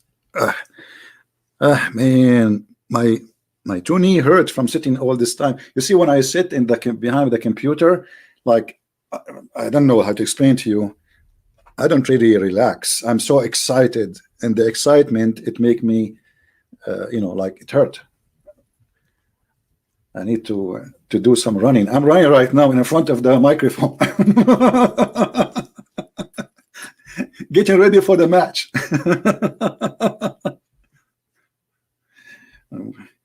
Guys, oh, I broke my toes. I will use it as an excuse not to debate Mr. Waleed.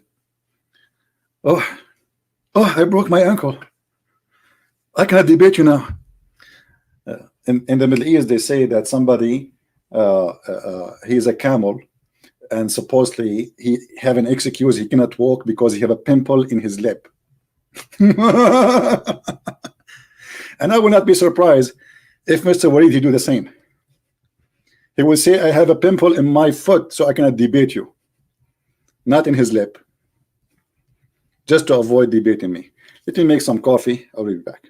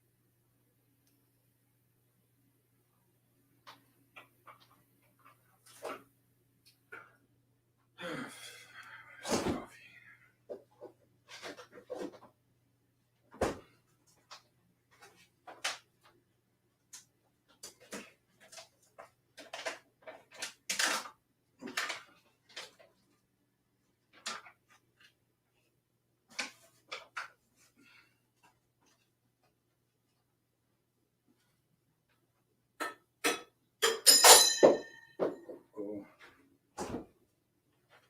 Coffee. Where's the coffee?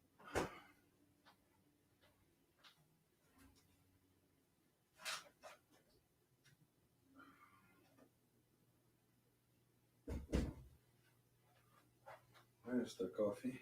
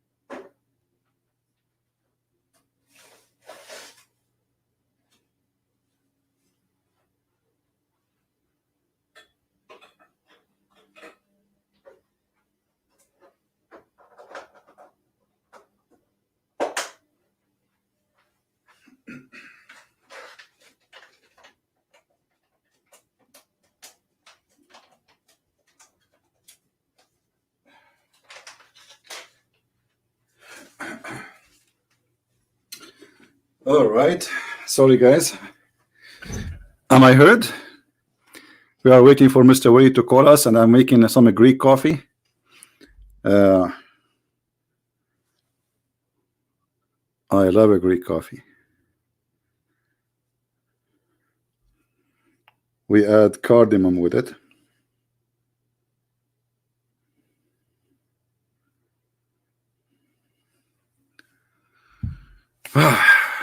That will taste so good. No, I have a lot of cardamom with it. And actually, I make a very good coffee. Oh boy.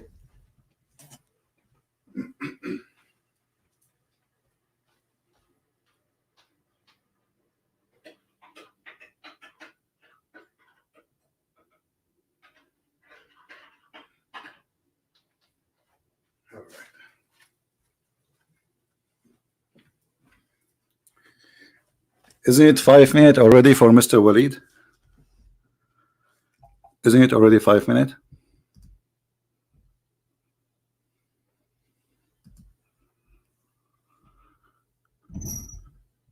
Thank you, Ramona. Thank you. You know, once I was debating a sheikh, a Muslim sheikh. He says to me, I need to go. I said, okay, where are you going now? I mean, we are in the middle of the debate. Things getting really hot.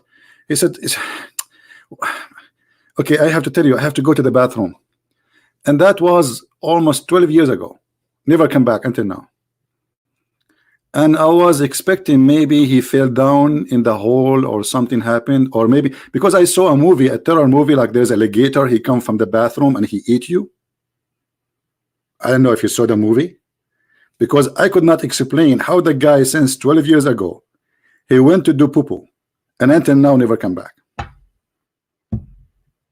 He just 2 minutes, like how fast. Let me check the coffee.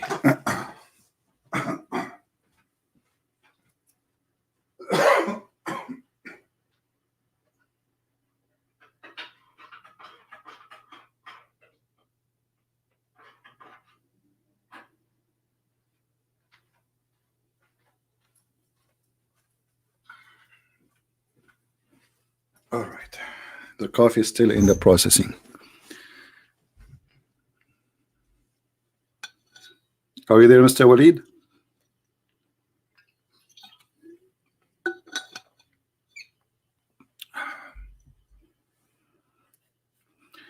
Thank you, Rana. Thank you. Guys, we are always victorious, not because of a Christian Prince. We are victorious because we are in the right side. If the Lord is with me, who could be against me? But always before you go in a war with the devil, you should know first who is the devil and how he think.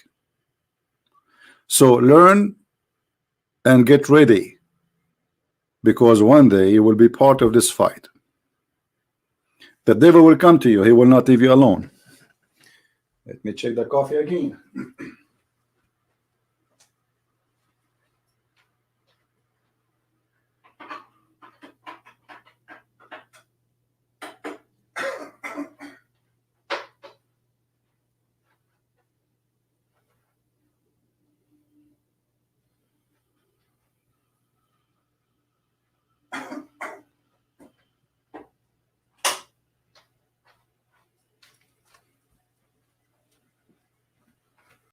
Oh, boy, the smell of the coffee is beautiful. Thank you, God, for the gift. Yeah, you know, I feel sorry for the Muslims. They think they have something to stand on, but the second they start speaking to someone who knows very well, they will find that what they are standing on is the sand. All right. Please, why do convert to Islam change their name from Western ones to Arabic? Because Islam is an Arabic, it's a religion made by the Arab for the Arab. So you notice that somebody who convert to Islam right away, he starts saying Arabic words, he changed his name, he dressed like Arab, he act like Arab, because Islam will strip you from your heritage. There's a hadith where Muhammad, he said, the one who is proud about his heritage, tell him to go and bite the private part of his father. All right. Let me see that coffee. I hear it.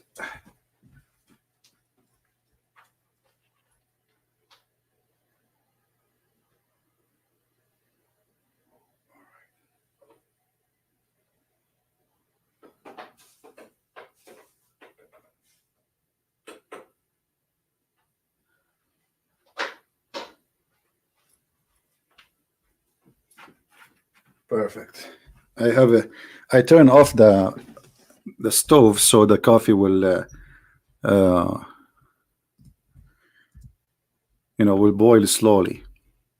Look what Muhammad, he said about a man who is proud about his inheritance, like the heritage he have before Islam. He said to them, the one who is proud about his inheritance, if someone cancel people in the way of the people cancel each in the days of Jahiliyyah. Jahiliyyah mean the ignorance, which is in the Arab time before Muhammad. Look what the Muslim translation is, which is false. And as long Mr. Waleed, he will call me soon, I will make him. You gave me your Skype? Okay, where is your Skype? Can you post it again, please?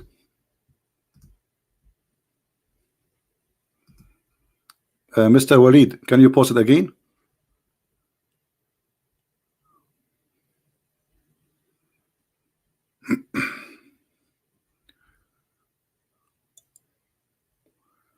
Anyone saw the post of Waleed Skype?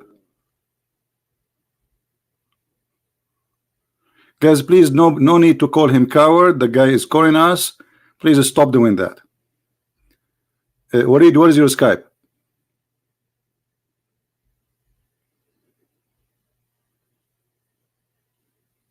I don't see it.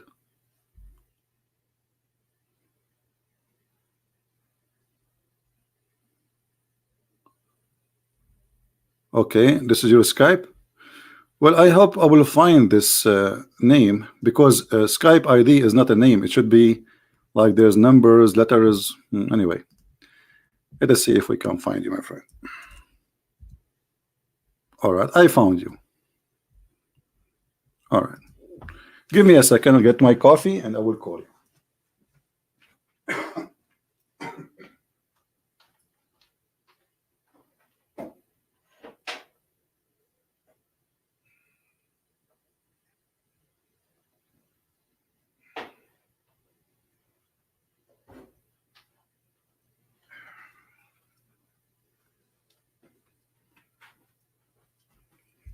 All right, please invite your friends. We are going to call our friend here. His name is Waleed, and supposedly he is speaking to me from Saudi Arabia, as I see in his Skype.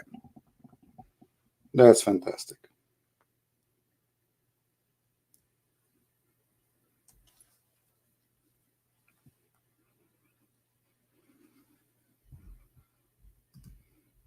All right, Mr. Waleed, I send you hi.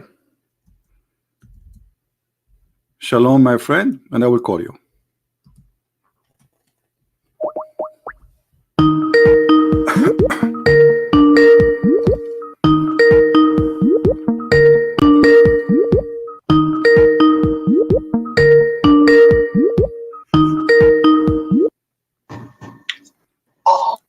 Hello? Assalamualaikum. Walaikum assalam.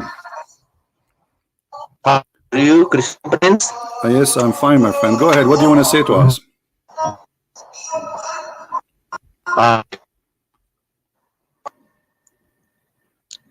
Christian Prince. Yes, I hear you. Go ahead.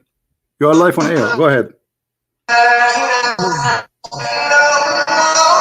Are you trying to make, are you trying to make me to hear the adhan? Is that the purpose of your call? Or do you want to debate me?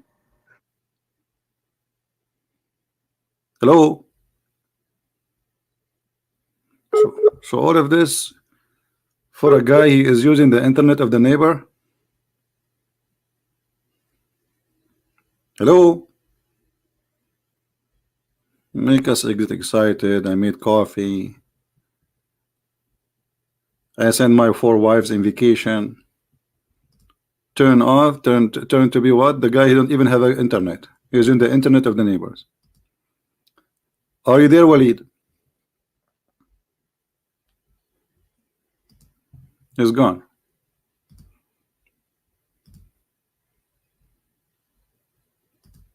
Okay, I will hang up. Call him again.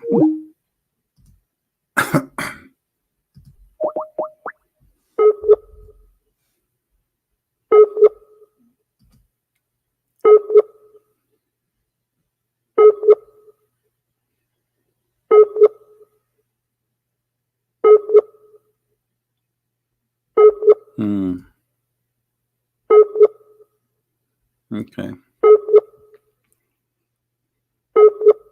Too bad. Well, we will give him a chance. Maybe he can fix it. Maybe he can find a better neighbor internet. No.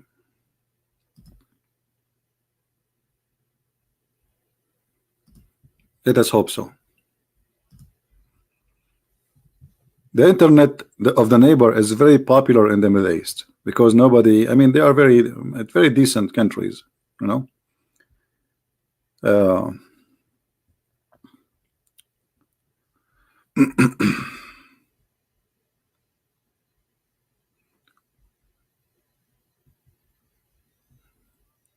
No, he's not a GG. No.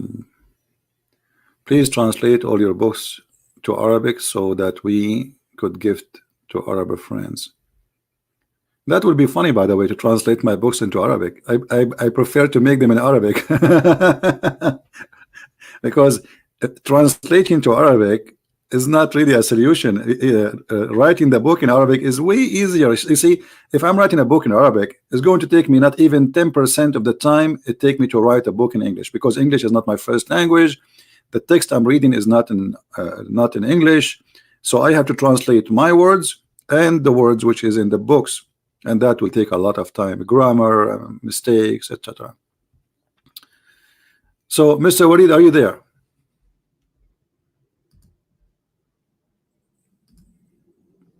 Yeah, Abdul Mu'ti.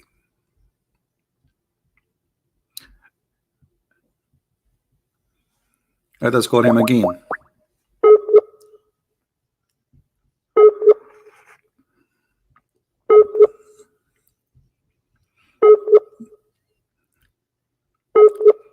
This guy, he think he have knowledge of Islam. You will see. I hope his microphone will work.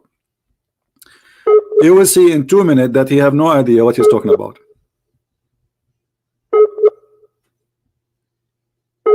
Yeah, look like he have a very bad internet. What we can do?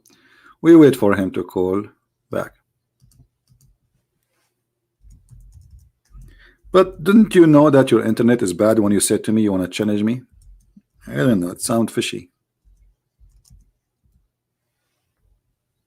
It sounds really fishy, because I'm assuming that you know what kind of internet you have.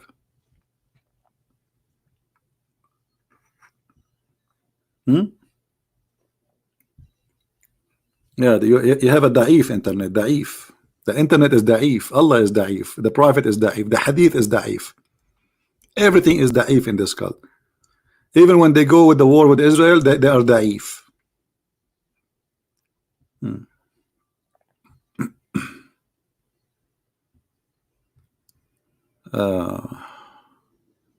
Nader Ahmad, he tried to debate me. Okay, if you have Nader Ahmad, let him call me now. Just for a laugh. He try. This guy, he admit that his prophet have sex with the goat. What debate me about what?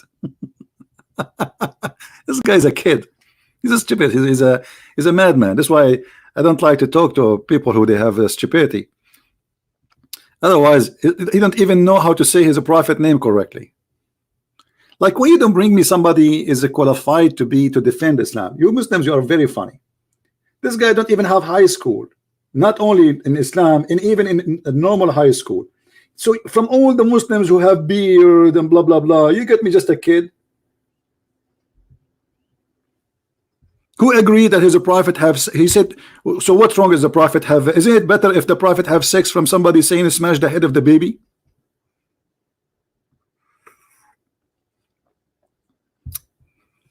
This is the best you have? Okay, bring him. Let him call me so we can laugh. No problem. Any Muslim, he have a microphone and he have a headset and he have internet from the neighbor, he can call me. What do you think? And nobody can track me. Don't worry about my IP address. This is not my IP address is not my IP address. I'm using the net of the neighbor. Just joking. Okay, I fixed my internet because I did not hear you. Okay, he fixed it now. I will call back in 2 minutes. Okay, that's good, guys. He fixed his internet. That's wonderful. Have patience.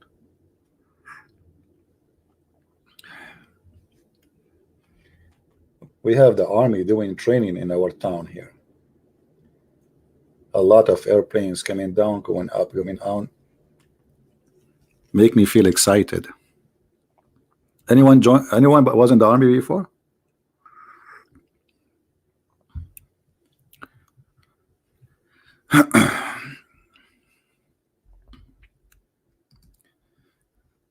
Okay, 2 minutes is over, my friend Waleed. I'm waiting for long. Anyone would like to help Mr. Waleed, you can call us. He was in the army, Tyler. And I did join the army of ants once. And what happened at that time, I was with the army of the ants, and Solomon, he came. And one of the ants, which was, as I remember, she was a sergeant, she said, hide, otherwise Solomon is going to crush you. You don't believe me? Here we go. And the value of the ants, by the way, is you can find it in Google Map. You can find it in Google Map. It's very, I mean, there's a, yeah, it's a true story.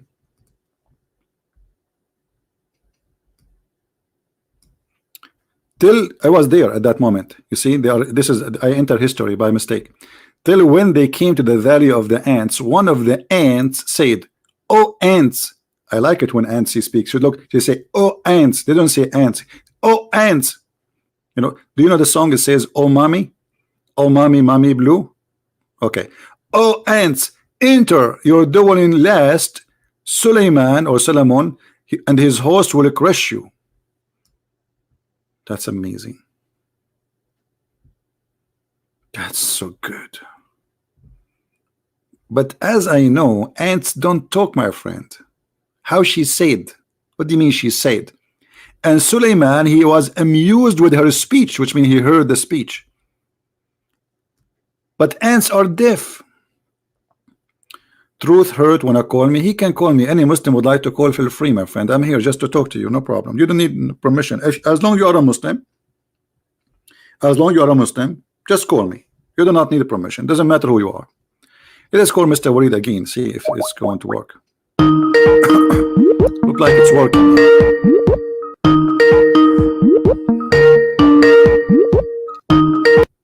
Assalamu alaikum. Wa alaikum assalam, Mr. Waleed. How are you? كيف حالك؟ Hello? خير you hear me? Sorry? Could you print? Yes, I hear you. Go ahead. Can you hear me? Yeah, I hear you. I hope my internet is better. Yeah, it's better. You said that you debate people in Arabic. Is that right? Usually? Yeah, But do you speak Arabic? classical Arabic. But do you speak Arabic? Classical Arabic?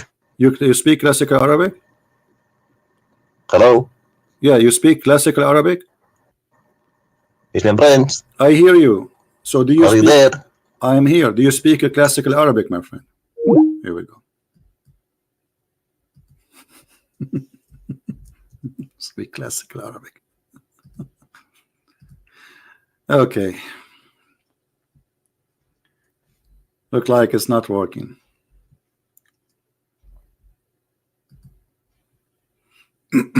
Let us call him again. What we can do, we are desperate trying to find somebody to call us. This is what happens when you are homeless.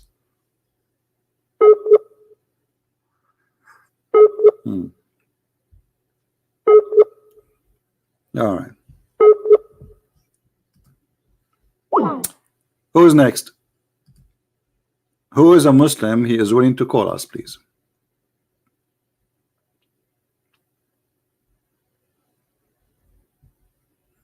He debate in a classical Arabic. I guarantee you, he don't know what to say anything. I mean, you will see. If he call me, I will say to him, debate me in a classical Arabic. I want to hear it.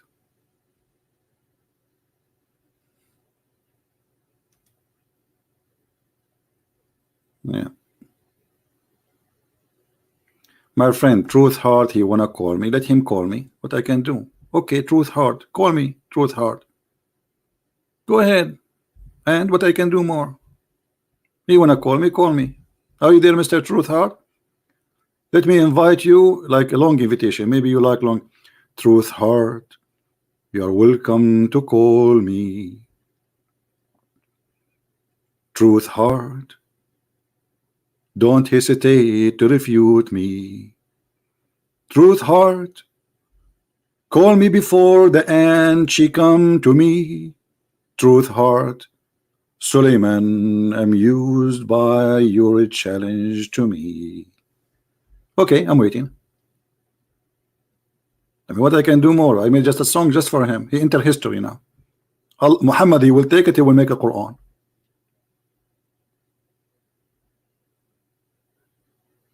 So don't tell me again, truth heart, when I call me. Anyone as a Muslim, call me. Who is a Muslim wanna call me?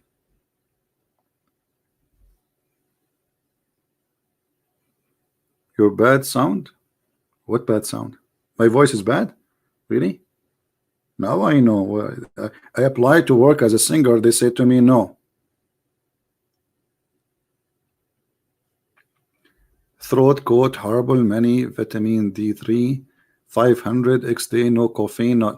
Yeah, I know, my friend. It's the coffee. I drank too much coffee. I'm working in a book, so it you know, because I'm staying for many hours writing. Don't worry about guys. What's the problem? So if my voice is not good, you will not like it now?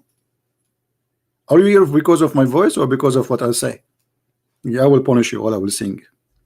All my life I wanted to be a singer. Oh,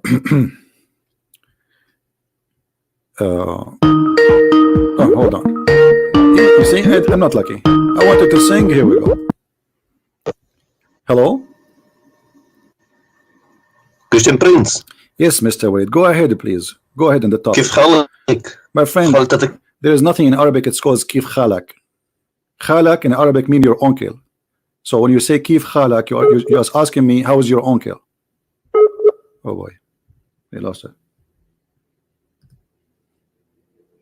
Kif khalak. He's asking me kif khalak. Khalak in Arabic means how is your uncle? He's fine, by the way.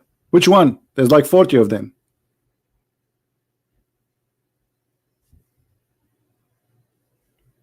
And he want to debate me in Arabic.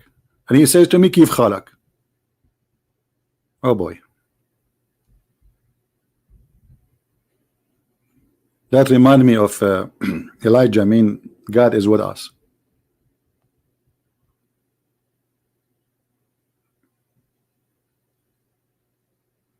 Yeah, 40. Why you are surprised?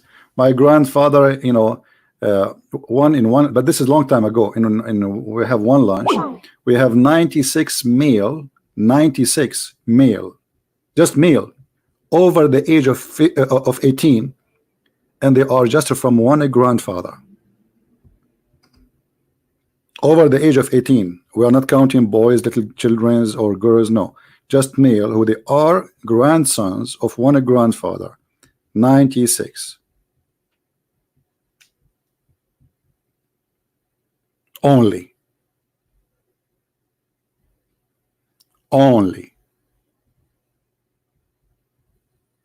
Yeah.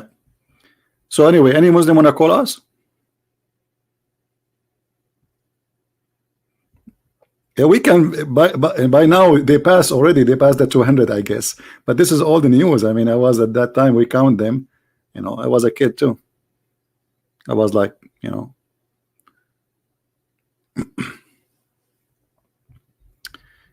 So any Muslim would like to call us?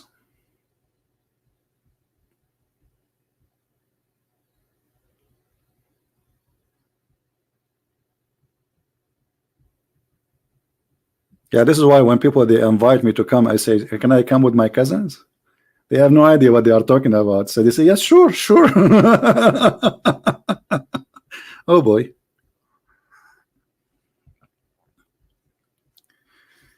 All right. So where is the Muslims who want to call us? Anyway, so as long there's no Muslims to call us, sadly, what we can do. But as you see, Islam is a very silly, stupid cult. All what you need to know is just to study it very well, and you will find that this is just nothing but a collection of fairy tale stories. How in the world anyone who believes in God want to believe in such a story? That there's a guy, his name is Suleiman, and he have an army of a chicken and genie and mankind. And if you don't believe me, the Quran says that, chapter 27, verse number 17.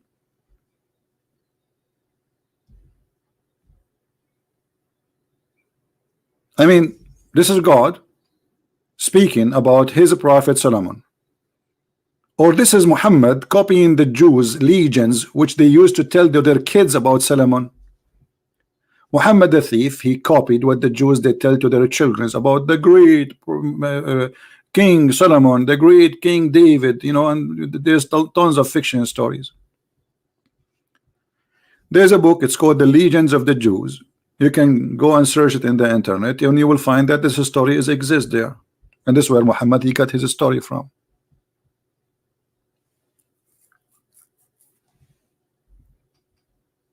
I will give you another example about Muhammad the thief. If you remember Muhammad, he spoke about the punishment of the grave. Look at this, Muhammad saying, and this is Sahih, that the cause of the punishment of the grave is the urine. The urine. What is the urine? Where Muhammad is getting this? He got it from the Jews. The Jews, they are very clean people. And in order to make somebody, especially the kids, to clean themselves, not to, like when they pee, they don't, you know, the pee should not touch their skin. They say to them, you will be punished in the grave if you do that. And the guy, he said, Mom, okay, I will not do that. So Muhammad, he heard the Jews saying that. And Muhammad, he copied it as it is, as usual. And I will show you the proof of that, that Muhammad is nothing but a thief. Let us see. Okay. Where Aisha and the Jewish women, they fight about it. There's a hadith.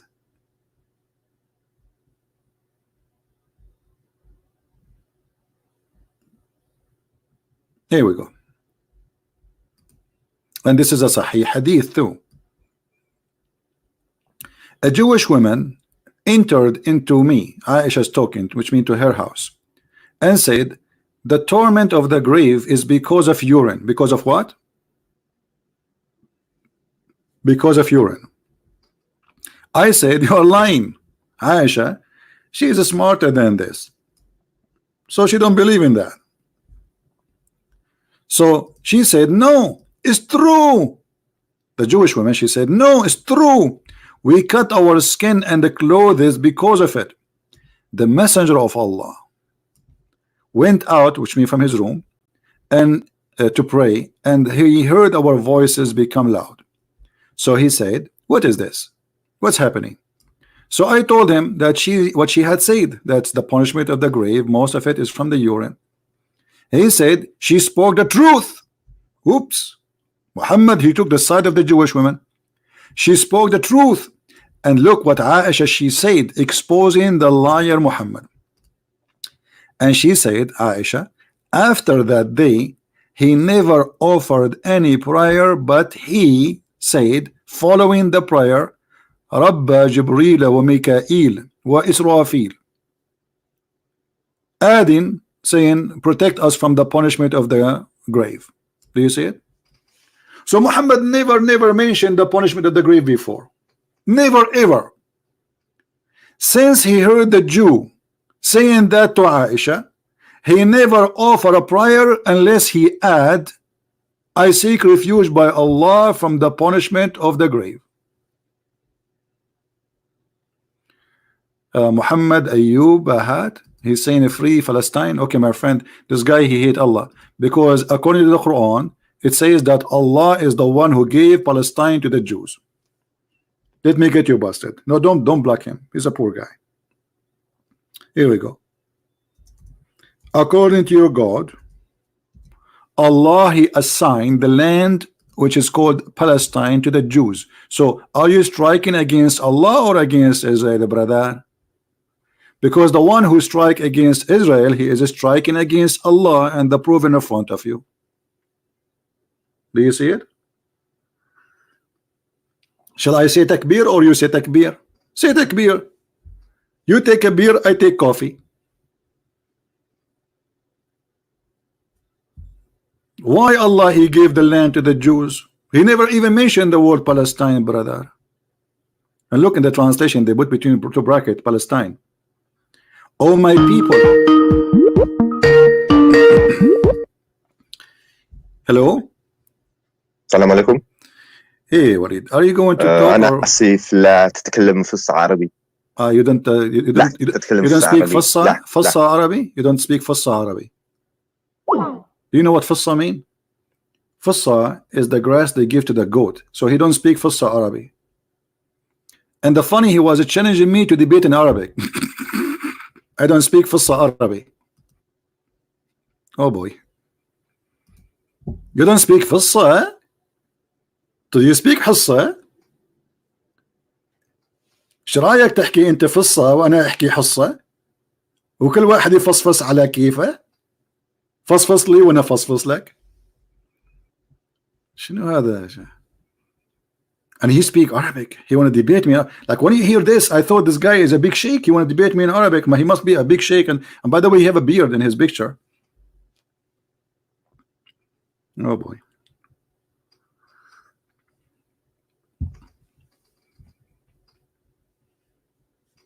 ايه التخلف ده؟ انت بتشتم التخلف يلا؟ طب حوريك. لو كان ما فيش تخلف حنعمل ايه؟ حنتفرج على ايه؟ حنضحك على ايه؟ يا راجل يا راجل ارحم.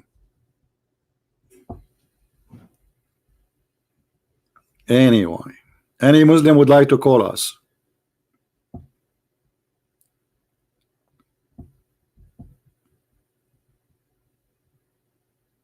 Any Muslim?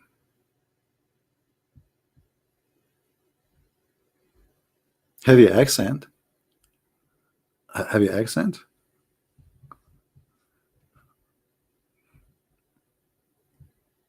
Wherever I go, they say to me, where are you from? I don't tell them, just for their safety. Because the second I say where I'm from, everybody want to leave the chair next to me in the airplane. Nobody want to sit next to me. Actually, it's useful. You will have the seat by yourself. Anyone?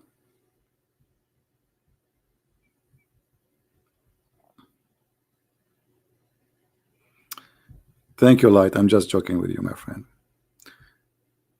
The only teacher we have is the Messiah, our Lord, and no one else. Here we share what we learn, and all wisdom it come from his mouth. Otherwise, we have no wisdom. The man speak foolishness. If we don't have a guideline where we can find wisdom and where we can get our wisdom, we will never get. This is why the Lord, he says, read the books. You see, the Lord, he wants us not to be ignorant. Ignorance is our enemy, is not the Muslims. The enemy of all mankind is ignorance. Muslims, their enemy number one is their ignorance. They think that this is God. They think Allah is God and Muhammad. Read and love. This is God. This is God. God, he believed that there is an army given to Sulaiman and there is a bird, a chicken. Why Sulaiman, he needed an army of birds? Where Muhammad did not have this army? He needed, he's doing jihad. Give him an army of birds. This guy, are you serious? This guy is saying to me, call me when you are back. As if I am the one who left. Call me when you are back. What are you talking about? It is you who hang up. Okay. It says missed call. Oh, okay.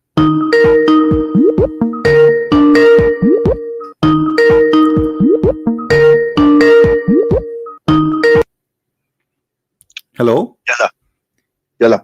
Yes, my friend, you keep hanging up. I'm not the one who did not call you. I mean, here we go. Go ahead. What do you want to say to us?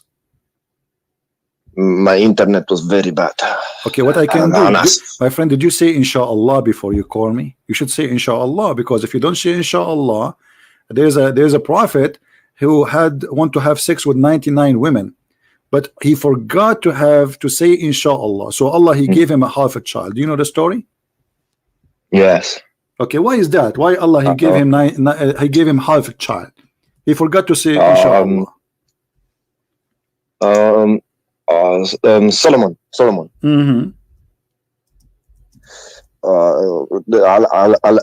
الحديث ضعيف. Da'if? It's da'if, but this is a story in the Quran, my friend. لا. شوف. شو نشوف? Don't you listen? Here we go. It says in chapter 38, verse number 23, that my brother he have 99 goats. القرآن. Yes, in the Quran. Show me. Show you. I'm showing you. Here we go. I just told you. Chapter 38, verse number 23. Okay. Chapter 32. 38, verse number 23. Okay. Opening now. All right, that's wonderful. Internet very bad. Very bad. Very bad. Yeah. Okay. You speak Arabic? No, I speak German. Aufgeschmackt. Oh, you said you are Arab. My friend, answer. I just gave you a question. What does have to do? Yes, I'm an Arab. Yes. So how come you don't speak Arabic? I was, I was in the plane with the kids, and somebody hit me in my head. Like what happened to your prophet? He lost his 4 teeth in the front. So I lost my front teeth and I lost my memory. Now, what about you? Do you speak Arabic? شوية. So what you say to me, you want to debate me in Arabic if you don't speak Arabic? I speak classical Arabic very good. Okay, now what do you say about what we see in front of us, that this prophet, he's saying he is calling his wives as goats, and he want to have sex with all of them so they will have children and he will do jihad? I'm reading verse 38 to 23. Read verse. Yeah, read verse. Okay.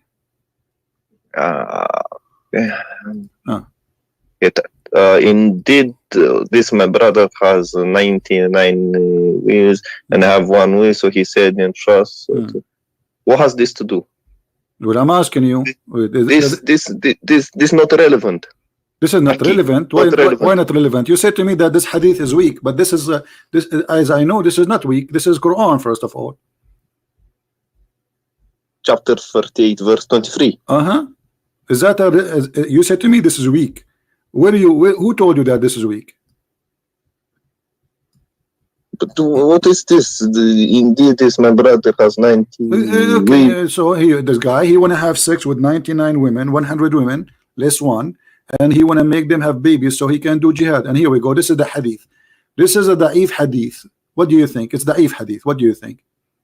It says that the son, Solomon's sons, the prophet David said, tonight I will go around and I will have boom boom with the 100 women of my wives, every one of them whom will deliver a male child, so I will do jihad for the cause of Allah. But he forgot to say, here we go, it says, and on that the angel said to him, say, if Allah will. But Solomon did not say if it is, he did not say it. So Allah, he gave him half a child. Explain to me the story. This is the da'if hadith. اسم حبيبي. What Habibi? The word darling, the word there for wives is nahaja. Naja mean goat. Yes, but it doesn't mean wives in Arabic. So you are saying that Solomon, he was having sex with goats? That means it doesn't mean the word for wife is listen. So are you saying that Solomon was having sex with goats, not with wives? Because you say this is not wives, but in Arabic it says naja mean goats. So are you saying that he was having sex with goats? My friend, it is a language of Arabic that you don't understand. At that time they called their wife a goat. How many goats you have at home? No, wait. It doesn't say that he had sex. Okay. It says he entrusted her. Look. Listen. Okay, this is. Let me show you the hadith, my friend. The hadith said, the hadith, okay, the hadith. Let me show you here the hadith. It said that he said, I'm going to have sexual intercourse with them. Read with me carefully. Do you see my screen? No. Okay, it says the Prophet Solomon, the son of the Prophet David, said, no problem, I'm reading for you. Listen, I'm reading. So he said, tonight I will go around, i.e. have boom boom, sexual intercourse with 100 women of my wives, every one of whom will deliver a male child. The angel said to him, say inshallah, if Allah will. But Solomon did not say that. He forgot to say it. Then when he had boom boom, sexual intercourse with his wives, none of them deliver any child except one. She gave him a half person. What does that mean? Go ahead. Well, you got to look at the narration. What is the chain of the narration? Okay. And what does that mean? This is da'if hadith. This is da'if. I'm not saying that. No, you said that already. You told me it's da'if. You forgot. You have a short memory, my friend. Hit your head again. You said to me this is da'if.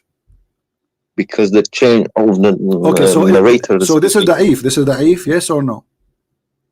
Yes. Okay, but this is Sahih Bukhari. You can say that, but you have to prove. Sahih Bukhari is da'if now? Sahih Bukhari is da'if. I don't see your screen. Here we go. I will give you the link. No problem.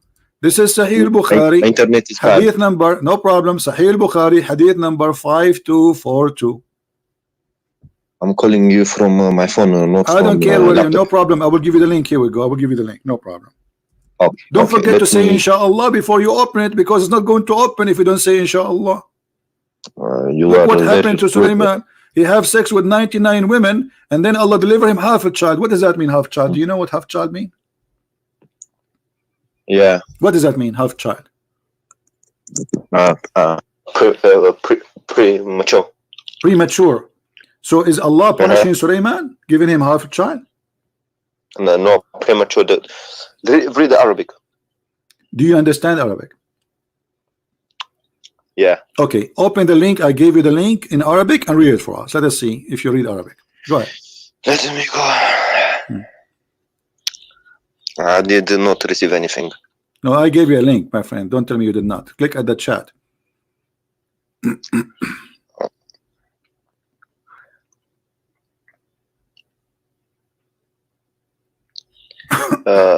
حدثتني What? Say again. What? Say again. What is the first word? حدثني. What is that? Let me read it for you. Okay, I will help you. No problem. You don't know Arabic. Don't lie next time. Say you speak Arabic. حدثنا محمود حدثنا عبد الرزاق أخبرنا معمر عن ابن طاووس. Do you know Ibn Tawus? Is your cousin. Yeah, Tawus, exactly. Oh, you know Tawus. Ibn Tawus is your cousin. What Tawus mean? Tell me. You claim to speak Arabic. Well, Tawus is a bird, have many colors in his wings. Are you serious? I'm very serious. Go to the Arabic dictionary. Here we go. I will just search in Google and you will see that the word Tawus will show you the bird. Here we go. Do you see it? Okay, this is Tawus. Let's open your channel. I don't see it. This is the Tawus.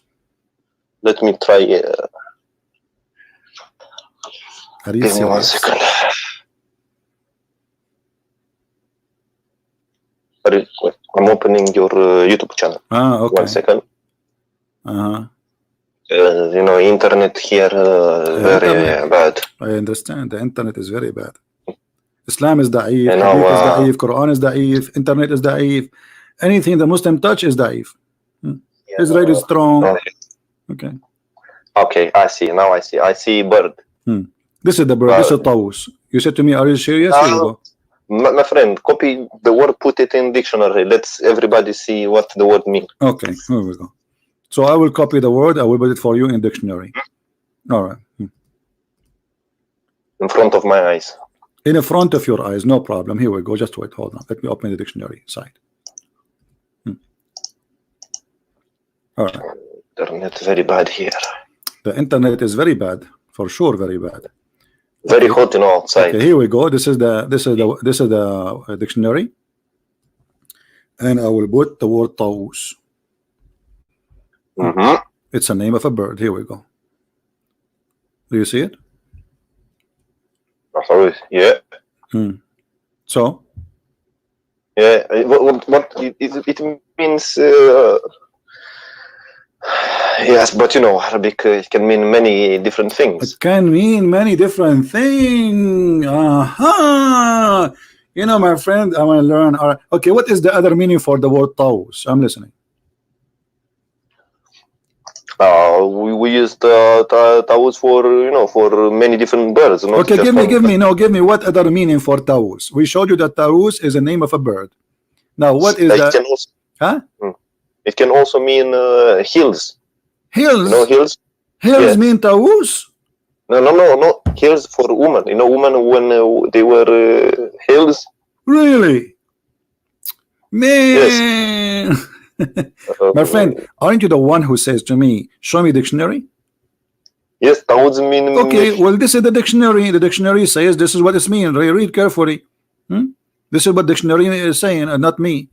Internet is very bad. Okay, my friend, let's go to the topic. So Sulaiman, obviously you do not know what are you talking about. So Sulaiman, he wanted to have sex with 99 women who the Quran described them as goats. And then he forgot to say the word inshallah. And then Allah, he gave him a half a child. Why this is happening to Sulaiman? Well, because he forgot to say inshallah. Well, Christian men, all men, the Hindus, the Buddhas, they don't say Allah at all when they have sex, and they don't say Allah at all unless they want to laugh at something comedy. So how come they have a full child, but the one who is a prophet of Allah, he forgot to say inshallah, Allah gave him a half a child? Because he was ignorant, you know. He was ignorant. So are you saying because you are ignorant, Allah will punish your son, he will make him half son? What is the fault of this little baby? You did nothing wrong. Allah is punishing Sulaiman or punishing the baby now? You know, because you have to obey him. If you don't obey him, you know, there's so obey him what? So if I don't obey Allah, Allah will make you have a half son? Not half. The word there is premature. What premature? Yes? Where it says here in Arabic, it says نصف insan. It doesn't say premature. نصف. Not the word نصف in Arabic mean half. Yeah, premature, but it says نصف. It doesn't say premature. It says نصف, half a human. This is what نصف mean. نصف mean half. Now, let us say it's a premature, as you said. Okay, I don't say inshallah at all. I am against the will of Allah, and there's millions and hundreds of millions of people like me, but they have, you know, I'm not married, so I cannot speak about myself, but they have kids, and their kids is not half a child, as the story tells. Actually, your prophet father himself, he was not a Muslim, correct? Yeah. Okay, so how Muhammad is not a half a human being? The father of Muhammad, he was not a Muslim, he did not say inshallah. So Muhammad was a half man and half donkey, or one full human? I want to ask you something. Ask me something, but why you don't answer about this before you ask me something? You can ask me a lot of something. I will answer you. One second. You said in many of your videos that we don't change the topic. Answer me about this something, and then you can ask me about the other something. No. We go back to. No problem. You can go back later. Why want to go back if you can tell me right now? Tell me. Muhammad's father, he did not say inshallah before he have sex with his mother. So why Muhammad is not half a human? Huh? How do you know? Because Muhammad, he says his father will go to hell. He is not a believer. Where? Where? Is this? I saw it in the magazine. Is this your claim or my claim? Yeah. What do you think? Why would my claim? Well, your claim is your claim. It doesn't mean that is the truth. Okay, but what if I approve it? You cannot. I cannot. Are you sure? Well, let's see. No, I'm saying, what if I claim it? What will happen? You have to show it to me from if you show to me from Sahih source, you shut me up. If you show me from Sahih source, if you show me from Da'if or Hassan, you know, not acceptable. Okay, oh, here we go. The hadith in front of us. What you will say? You send it to me on Skype. I don't see your channel. Give me 2 seconds. I'll open your channel. But the problem is Da'if. But the problem is Da'if. What we will do now is Da'if. It says, a man asked, where is my father? Messenger of Allah said, your father in hell. When he turned his back, he said, the Prophet, my father and your father in hell. But is Da'if. What he can do now? Do you think this is rejected now? Of course. Okay, of but course, it is but of course, but it is Sahih. But it is Sahih. What we will do now? Where does it say Sahih? It says Sahih there.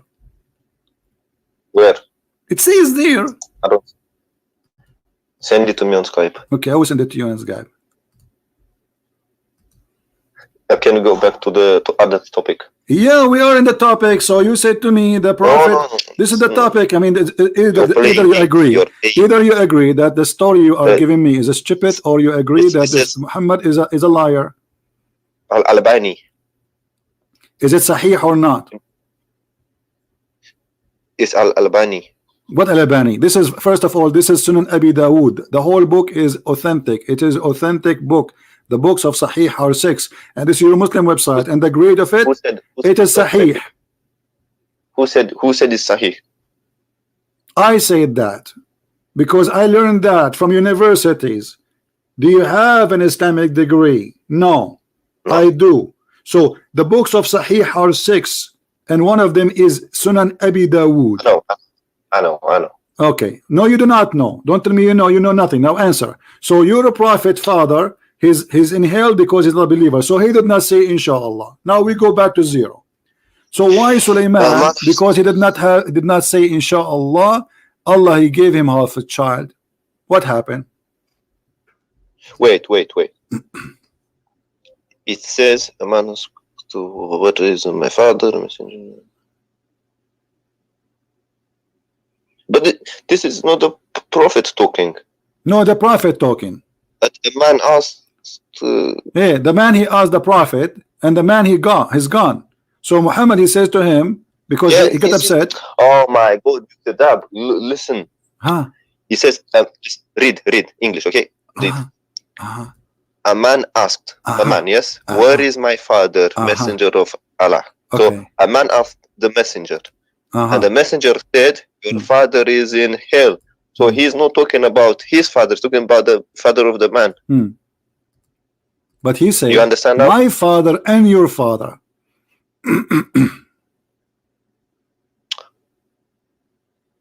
Yeah, but those are the translators putting it there. It's not in the translators. You are playing games. Okay, I'm playing games. Okay, let us see. What about this hadith? Let me try open YouTube. 1 second. Can you still hear me? Yeah, I hear you. What about this hadith here? Good. I'm opening YouTube right now. Okay. Because I don't trust you. Or no, don't trust me. I don't trust myself, my brother. I ate too much falafel. Falafel, yeah. Hummus. Yeah. Now answer. Does it say that your prophet is the one who says, verily my father and your father in hellfire? Yes. Yes. So why you are lying to me? I was wrong, okay? You was wrong. Okay. Okay. All right. Now, so we go back to 0. So you're a prophet, his father did not say inshallah, obviously, before he do boom boom.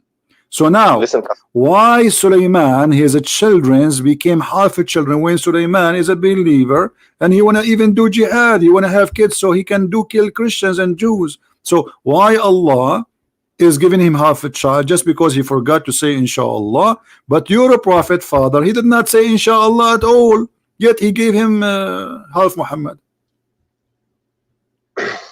Let me ask you a question, okay? I answered the question. Now you answer me nothing. Until now I'm waiting for the first question. Why? This is the question. Why Allah did that to Sulaiman, did not do that to Muhammad? Let me ask you a question, okay? Okay. So you want to? So just say it. I have no answer. Just say it. Say it, and I will let you ask me the question. No. I have. Then answer me. Then don't change topic. If you say I don't have an answer, I give up. Okay, no problem. Otherwise, answer and you can ask me the question. I will explain to you. No, answer the question. Don't explain. I don't want explanation. I want an answer. So why this is happening to Sulaiman? He forgot to say inshallah, but there's millions of people don't say inshallah at all, including the father of Muhammad, and nothing happened to them. Go ahead. I don't know. To be honest, I think. Thank you. Finally, he said I don't know. Now hit me with the question you have. So he do not know, guys. The guy who claimed he know nothing. Okay, thank you for being honest at least. So now, what is your question? I said I don't know who put the story there. What do you mean who put the story there? Are you telling me are you going to say to me I wasn't there? Are you saying to me you wasn't there? Well, your prophet is the one who said the story, and this is authentic. The story looks fabricated. But I showed you Quran. Okay, explain to me the Quran. It says, okay, explain to me the Quran, chapter 38, verse number 23. It says that this is my brother. He have 99 goats. Explain to me this verse. Who is the one is talking, and who are the goats? Here we go. This is Quran. Let me ask you something. No, don't ask me for something, because I said to you, in order to ask me something, you have to admit that you are an ignorant. You have no answer. You see, you play the game that the hadith is weak, and it's not. We showed you it is sahih. Now we are showing you Quran. So chapter 38, verse number 23, it says, my brother, he have 99 wives. I explained to you already. They are goats. Huh? I explained already what the word for goat there. Okay, but what this story is about? Who is talking, and what 99? What he's talking about? What is about? Explain to me what is behind the story. I told you the word for wife is in Arabic we say zawaj. It is not there. Do you see the word zawaj there? I don't see the word zawaj. And what is the answer? I'm asking you for the answer now. What is behind this story here? Do you see the word zawaj there? What zawj? No, it's not there. No. So okay. So you tell me. I'm asking you. You don't tell me. So you tell me what is the meaning. Tell me the story. Go ahead. I don't know the story, to be honest. So you are so admit that you do not know. Just say it. I don't know. Okay, you do not know. Now, so guys, finally he admit that he's ignorant. Now give me your question. Go ahead. So you, in many of your videos, you say the word Allah means moon god. Okay? Yes. Okay. You say the word al means in English the. Correct? In Arabic, not in English. Oh yes, in Arabic. Okay. Yeah. It means the. No. Okay. It have two meaning. No, the word al. It has two meaning, which is. I know. Don't teach me Arabic. I know Arabic better. No, you don't speak Arabic. Okay, speak to me Arabic. Go ahead. You speak classic Arabic. I speak any Arabic you wish in the world. Go ahead. Speak to me in Arabic. You don't speak. Speak to me classical. Speak to me in Arabic. It's just speak to me Arabic. Go ahead. Prove to me your point in Arabic. Go ahead. Go ahead. Okay, you don't know Arabic. Okay, so the word al. No. Speak to me in Arabic. Give me the answer in Arabic. Just to show everybody that you are a liar. You don't speak Arabic. Go ahead. Give me the answer in Arabic first, and then say it in English. Go ahead. Don't embarrass yourself in front of me, okay? Give me the answer in Arabic. Don't embarrass yourself, my friend. Give me the answer in Arabic. You know, in Arabic, okay? Let me explain. No, give me the. You said you speak Arabic. I said don't embarrass yourself in Arabic. Let's see who's going to be embarrassed. Give me the answer in Arabic. Go ahead. You don't speak classical Arabic, even. Give me the answer in Arabic. You don't speak classical Arabic. My friend, people will see in a second. Okay, go ahead. Let's see who speak, who don't speak. Go ahead. Speak to me in the classical Arabic. Go ahead. Give me the answer in the classical Arabic.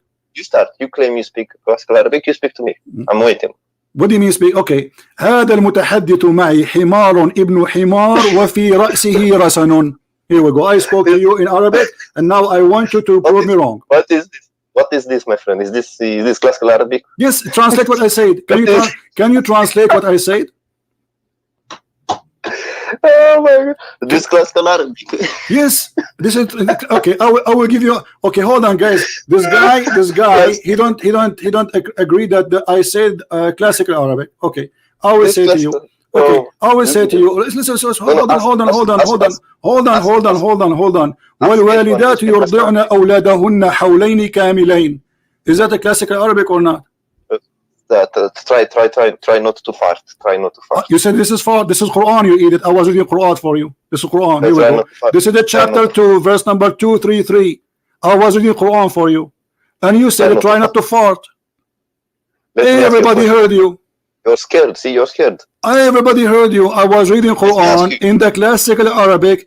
والوالدات يرضعن أولادهن حولين كاملين, and you said to me don't fart. My friend, you're not Arab. Listen,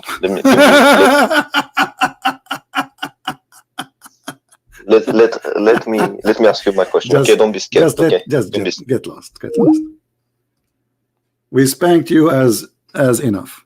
You don't speak Arabic. An Indonesian guy is telling to me you don't speak Arabic.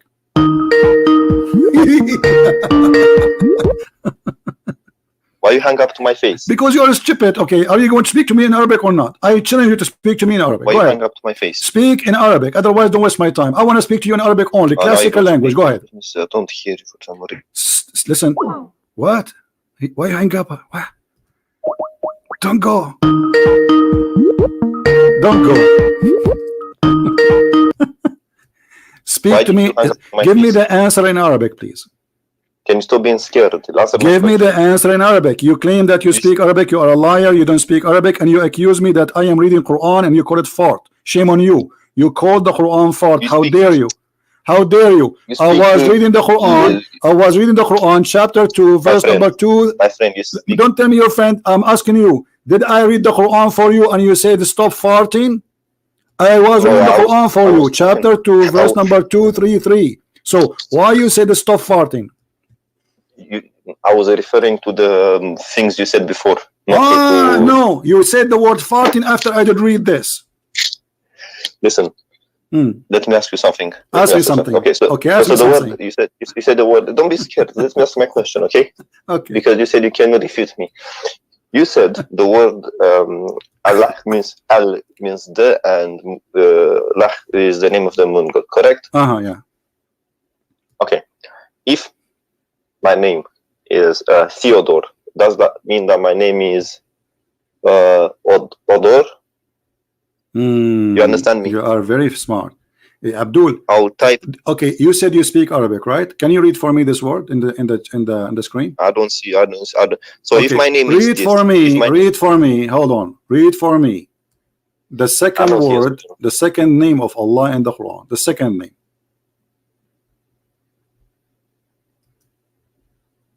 The second time the word Allah mentioned in the Quran. Verse number 2 in chapter number 1. And verse number 1, chapter number 1. What the difference between them? What the difference between them? The alif. Okay, why the alif is missing? Oh my God! You want? Okay, let me teach you Arabic. Okay. Okay, teach me Arabic. In Arabic language for grammar, the word al means the. Okay, it is. Okay. So guys, the word al means that. So thank you very much. So the word that, let us type it there, so you don't change your mind later. So if we say here, so the first word Allah, when you say in the name of Allah, you are saying the lah. The lah.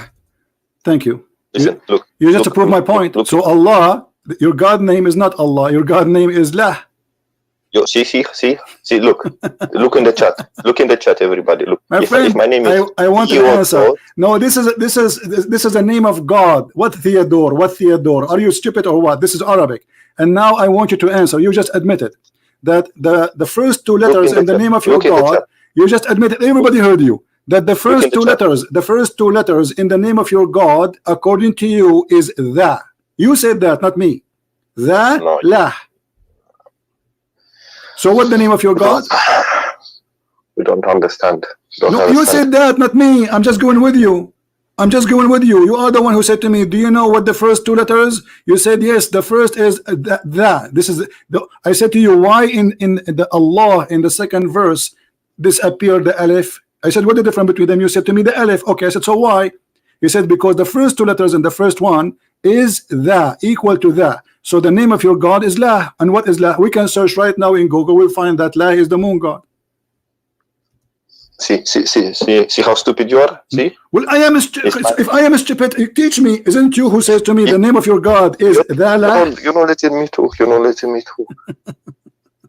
You're not letting me talk. The second one, okay. In the second one, why the alif disappear? What we have? It says Lillah. Do you agree with that?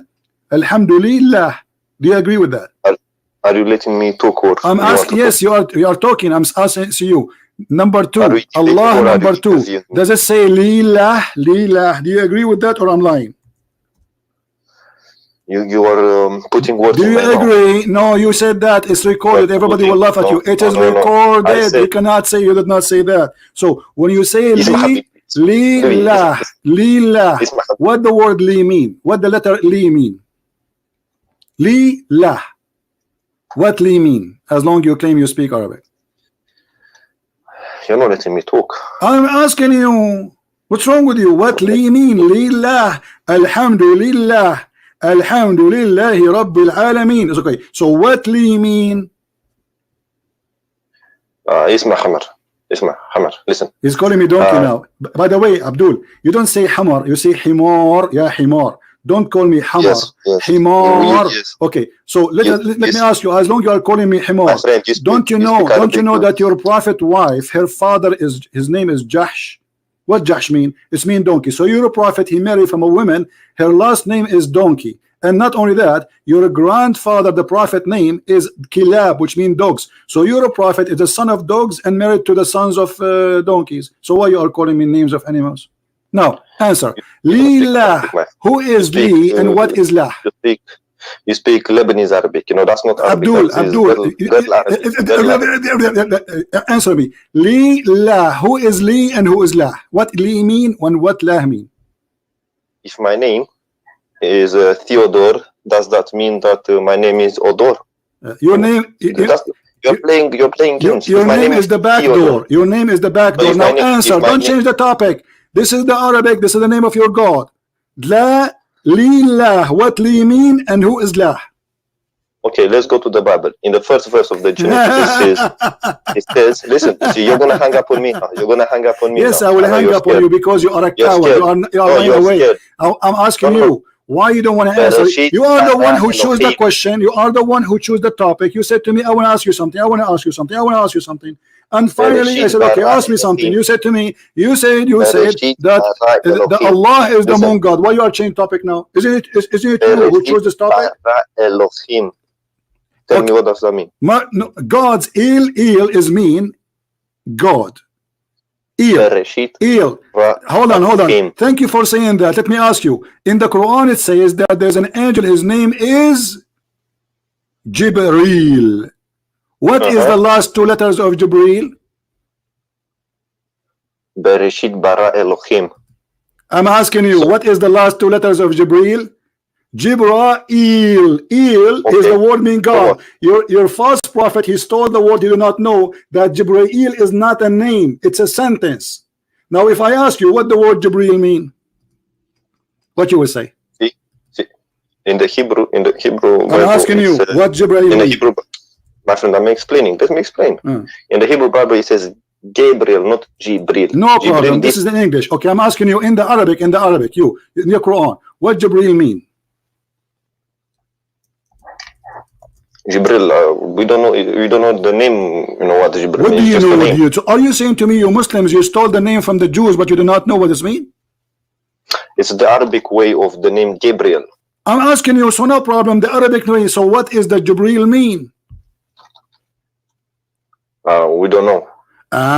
Because you are following an ignorant, stupid prophet. Because how in the world? Okay, what Ishmael mean? Ishmael. The one who struggled with God. Ishmael mean the one who struggled with God. Okay, wait, who taught you that? That's what I've read. I'm asking you who taught you that. Where you read that? Where? Wait. You talking about Ishmael or Ishmael? Yes, Ishmael. What Ishmael mean? God will hear. Okay. So where is the word God in the word Ishmael? That's the transliteration in Hebrew. Abdul, where is the word God in the word Ishmael? Where is the word God in the word Ishmael? In Arabic. I am asking you in Arabic, I don't care. Where is the word God? Where is the word God in Arabic in the word Jibril? No problem. Jibril in Arabic. Here we go. I will. Okay, where is the word God? Where we can find the word God? I'll answer. Can I answer? Yes, sure. Okay, you are trying to mix Hebrew with Arabic. I am not. You said to me Jibril is an Arabic word, so I'm asking you. I'm asking you, Abdul. Stop being a kid. I want you to be a man for one time in your life. You said Jibril in Arabic, so I'm saying to you, Jibril in Arabic, where is the word God? You are the one who says that there is the word God there. Which part of the word Jibril or Ishmael is the word God? Are you finished? Waiting for the answer. It's okay in Hebrew. Don't tell me in Hebrew. I'm asking you, where is the word God in the Arabic Jibril?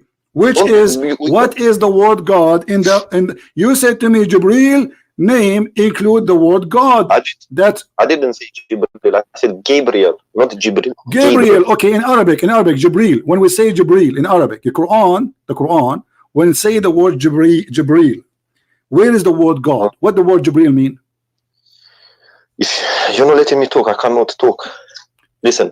In Hebrew, okay, it means I don't want in Hebrew. Stop playing a game. You are dumb like your prophet. I'm asking you, what is the name Jibril mean in Arabic? You do not know. Okay, relax. You told me about Ishmael. Okay, hold on. Ishmael, forget about Jibril. Relax. No. I'm laughing. We are laughing at the stupidity.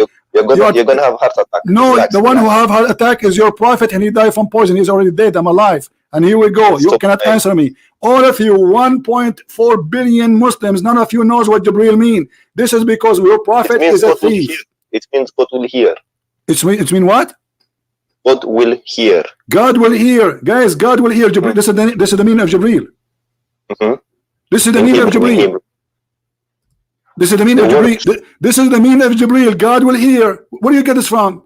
Look, in Hebrew, the word Ishmael, Shama means to hear. Get lost, stupid. It means God. Get lost, stupid, idiot, donkey. I give you time more than you deserve.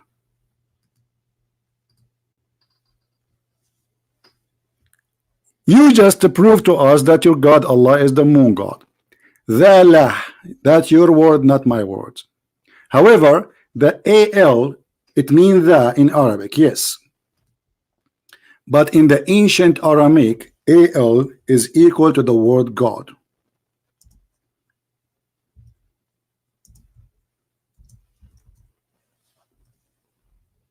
So each time you say the, lillah, li here is 2. This li here is equal to 2, the letter 2. So we type here the word 2. This is what the word mean. L is equal to 2. 2 lah. Let us make it in different colors so people can recognize better. So this letter la, sorry, L is equal to, what is the name after that? It is lah. That is the name of your God. Lah. In here, the is equal to al, which is the word God. And this is in the ancient Hebrew and the ancient Aramaic. So even in Hebrew, the word al was God, and then it became el.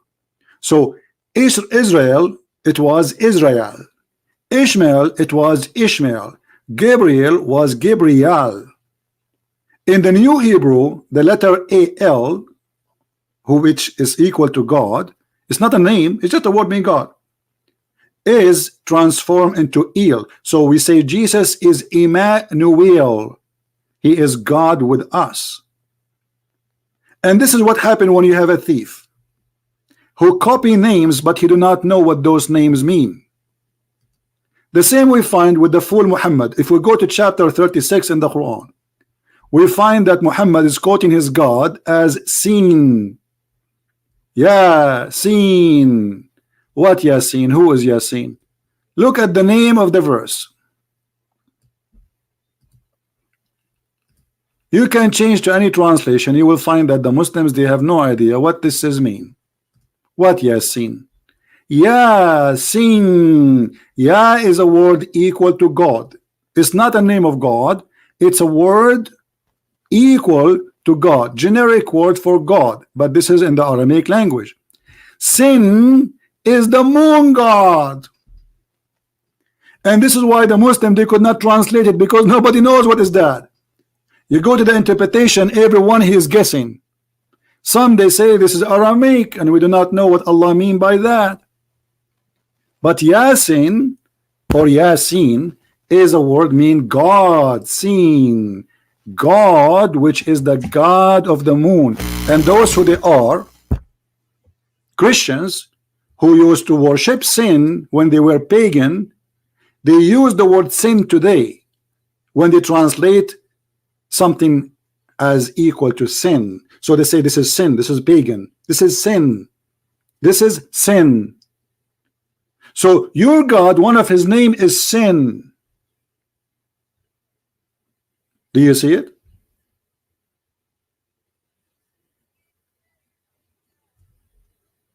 Stupidity. Muhammad, he collect names, he put them in the Quran. And more proof of the collection of names. As an example, the Quran says that the father of Abraham is Azar. Ask any Muslim, what is the name of your father of Abraham? He will say to you, Azar. The Quran says that.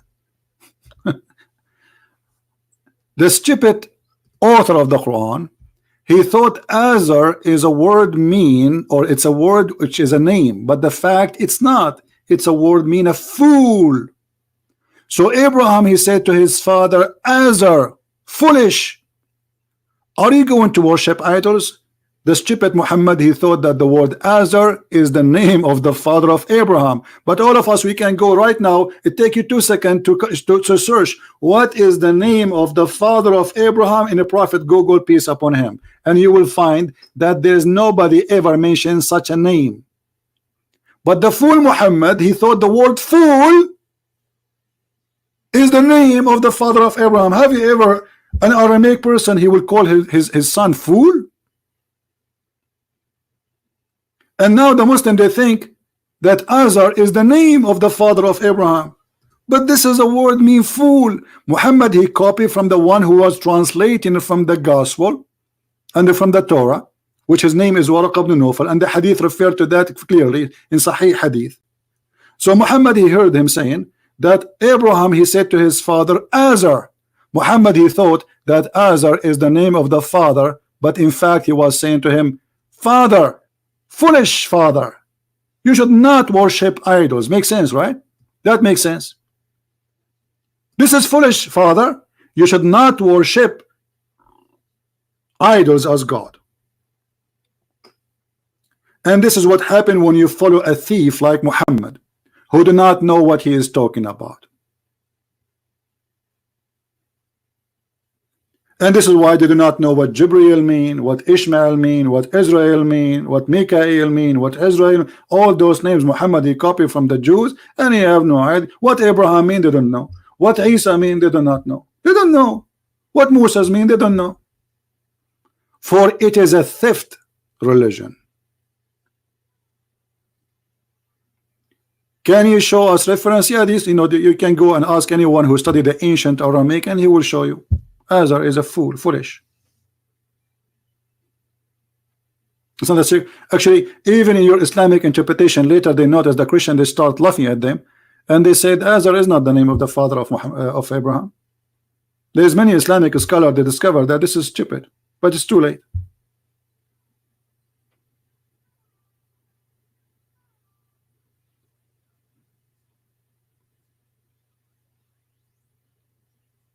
Any Muslim? Did we have a good time, guys? The funny Indonesian guy who say he do not know how to say two, even this guy who don't speak two Arabic words together, he's going to challenge me in Arabic.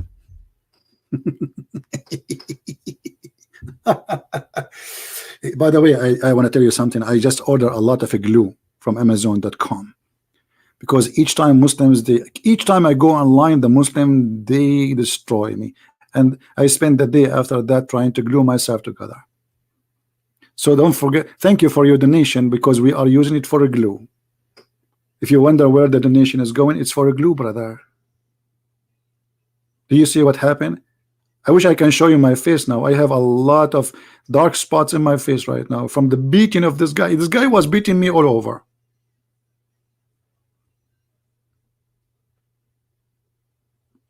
Unbelievable. Stupid cult. So I hope that we have a good time. This video will disappear for maybe an hour, because we load it in different channel. But then always to find the videos which we just made today or the day before, remember, copy the title. After 2 hours from now, or 3 hours maximum, search for that same title and filter to search for the last 24 hours, and you will find the video. All right, very easy. شنو عسل النحل جاك النحل يا تارك الصلاة. شنو عسل? The brother, he's saying to me asal, which means like this is an Egyptian style. They say like when somebody is doing great, they say honey, you know. So I'm saying to him, don't say honey, there's a lot of bees around. If I show you from my windows what I have, you will be scared. Even though it's very cold, I don't know how the bees can live until now. It's a freezing outside. Unbelievable. All right. No, we are going to use the quality of life. You know, I will make a video there soon, but you have to give me an idea, topic to talk about it. All right. And we are posting here videos have nothing to do with Islam too, because we don't want to keep our channel empty, you know, because we don't keep here anything. As you know, YouTube, they target us. What we can do. All right, my friend, remember carefully. We are, you see, the reason we are sure of victory, not because you have a Christian prince. Christian prince is no one. Victory always comes from the Lord. The one who stands with the truth, he will never be defeated. The Lord, he said, they can kill your body. What is the benefit of a man? He can win the whole world, but he lost his soul. So the winning we do, we win souls. It's not about the body. It's not about the land. It's not about money. It's not about government. We don't care for those things, because everything will be demolished and everything will go. The Lord, he says, everything will perish except my words will not. So the word of the Lord is going to defeat every cult exists in this earth, not only the cult of Muhammad the thief. And a Christian prince is nothing but just a person transferring knowledge which you don't have, because let us say God, he helped me to speak Arabic. God, he gave me the gift to know, to recognize, to be able to connect the dots together. And God, he gave me a gift which is called the brain. Thank you, Lord, for what I have. So everything I have is a gift from my Lord, nothing of my own. And by him we are victorious. And this is why when we go live on air, we say we challenge anyone to call us. We don't know who's going to call, and we don't care who will call, because it doesn't matter who call. He is going to be in trouble, and he will face an extreme humiliation of ignorance and stupidity. Not only because he is a fool, but because he is following a fool. And this is what happened to you when you are a fool following a fool. If the best example of you is a fool, so what do you expect from those who follow a fool? When the Quran says the sun set in the murky water, and then we show them Muhammad saying that, explaining that, not only the Quran saying that, how you follow a fool, how you can do so. It is stupid. This is logic. We talk about Allah, he's talking about Theodore. What Theodore have to do with my we are talking about ancient language. What Theodore have to do with our topic? This is stupid. So we are showing what those letters, who they are in the beginning, they are not part of the name. This is why in the first verses in the Quran, one it says Allah, the second verse says Lillah, because simply it's not a name. The first two letters is not part of the name. That's why you can take them off. When I say the Christ, that is not part of the name, but I cannot take any letters out of the Christ as a Christ. But that I can say Christ said to me, but I can say the Christ. But Christ do not need that because he is the only one. There's no other Christ. And this is why even in Arabic it says Al-Masih. Al-Masih. Al is added before names which is not to be in competition with any. وَقَوْلَهُمْ إِنَّا قَتَلْنَا الْمَسِيحِ. Why he is Al-Masih? Because there's only one Messiah and divine to be the only one. There's many Muhammad, there's many Isa, but there's only one Christ. And this is why Muslims are not allowed to give a name to any child of their own as Al-Masih. If somebody claim to be or call himself Al-Masih, the Muslims will kill him immediately. But you can call yourself Muhammad, because the Messiah is the Lord and nobody earned his name. Even in your stupid cult. The name of the Messiah, my friend, in Arabic, in English, in Hebrew, it doesn't matter. The second you say it, a human being, his body is in tremble. He is like an electric shot. And this is how the Muslims even feel when they say the word Al-Masih. It's a very powerful name.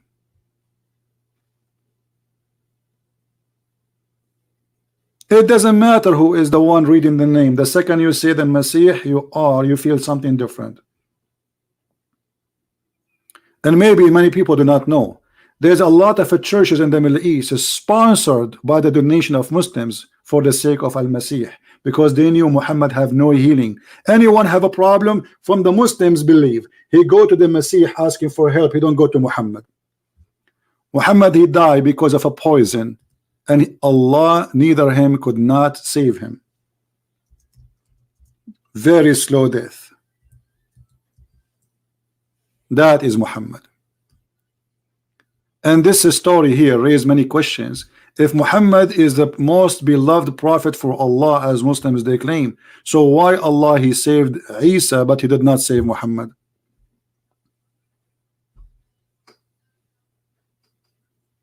The truth is ugly, my friend, and the Muslims cannot handle the truth, right? That is the truth. Anyway, I want to say thank you all for being here. Remember, this video will disappear from my channel for 2-3 hours. Again, after 3 hours, search for how to approach a Muslim and save him from Islam. Search it few hours from now, and you will have the video posted again in different channels. Until we go again live on air, if the Lord you want us to do so, I say may the Lord bless you all. And if you like to learn more about Islam, you can read my books. And I have now more translation posted. We have 6 on Allah in Spanish, and we have 6 on Allah in Dutch. We have 6 on Allah in German. All of those they are up and in Amazon in the last 7 days only. So I'm glad for those who help us for the translation, so many people from many languages can read and they can learn. Thank you. May the Lord bless you all. And until I see you again, Christ is Lord, Islam is false, and we prove it every day. And as Muhammad, he said, as a Jew, he said to Muhammad, this is how we do it. Thank you.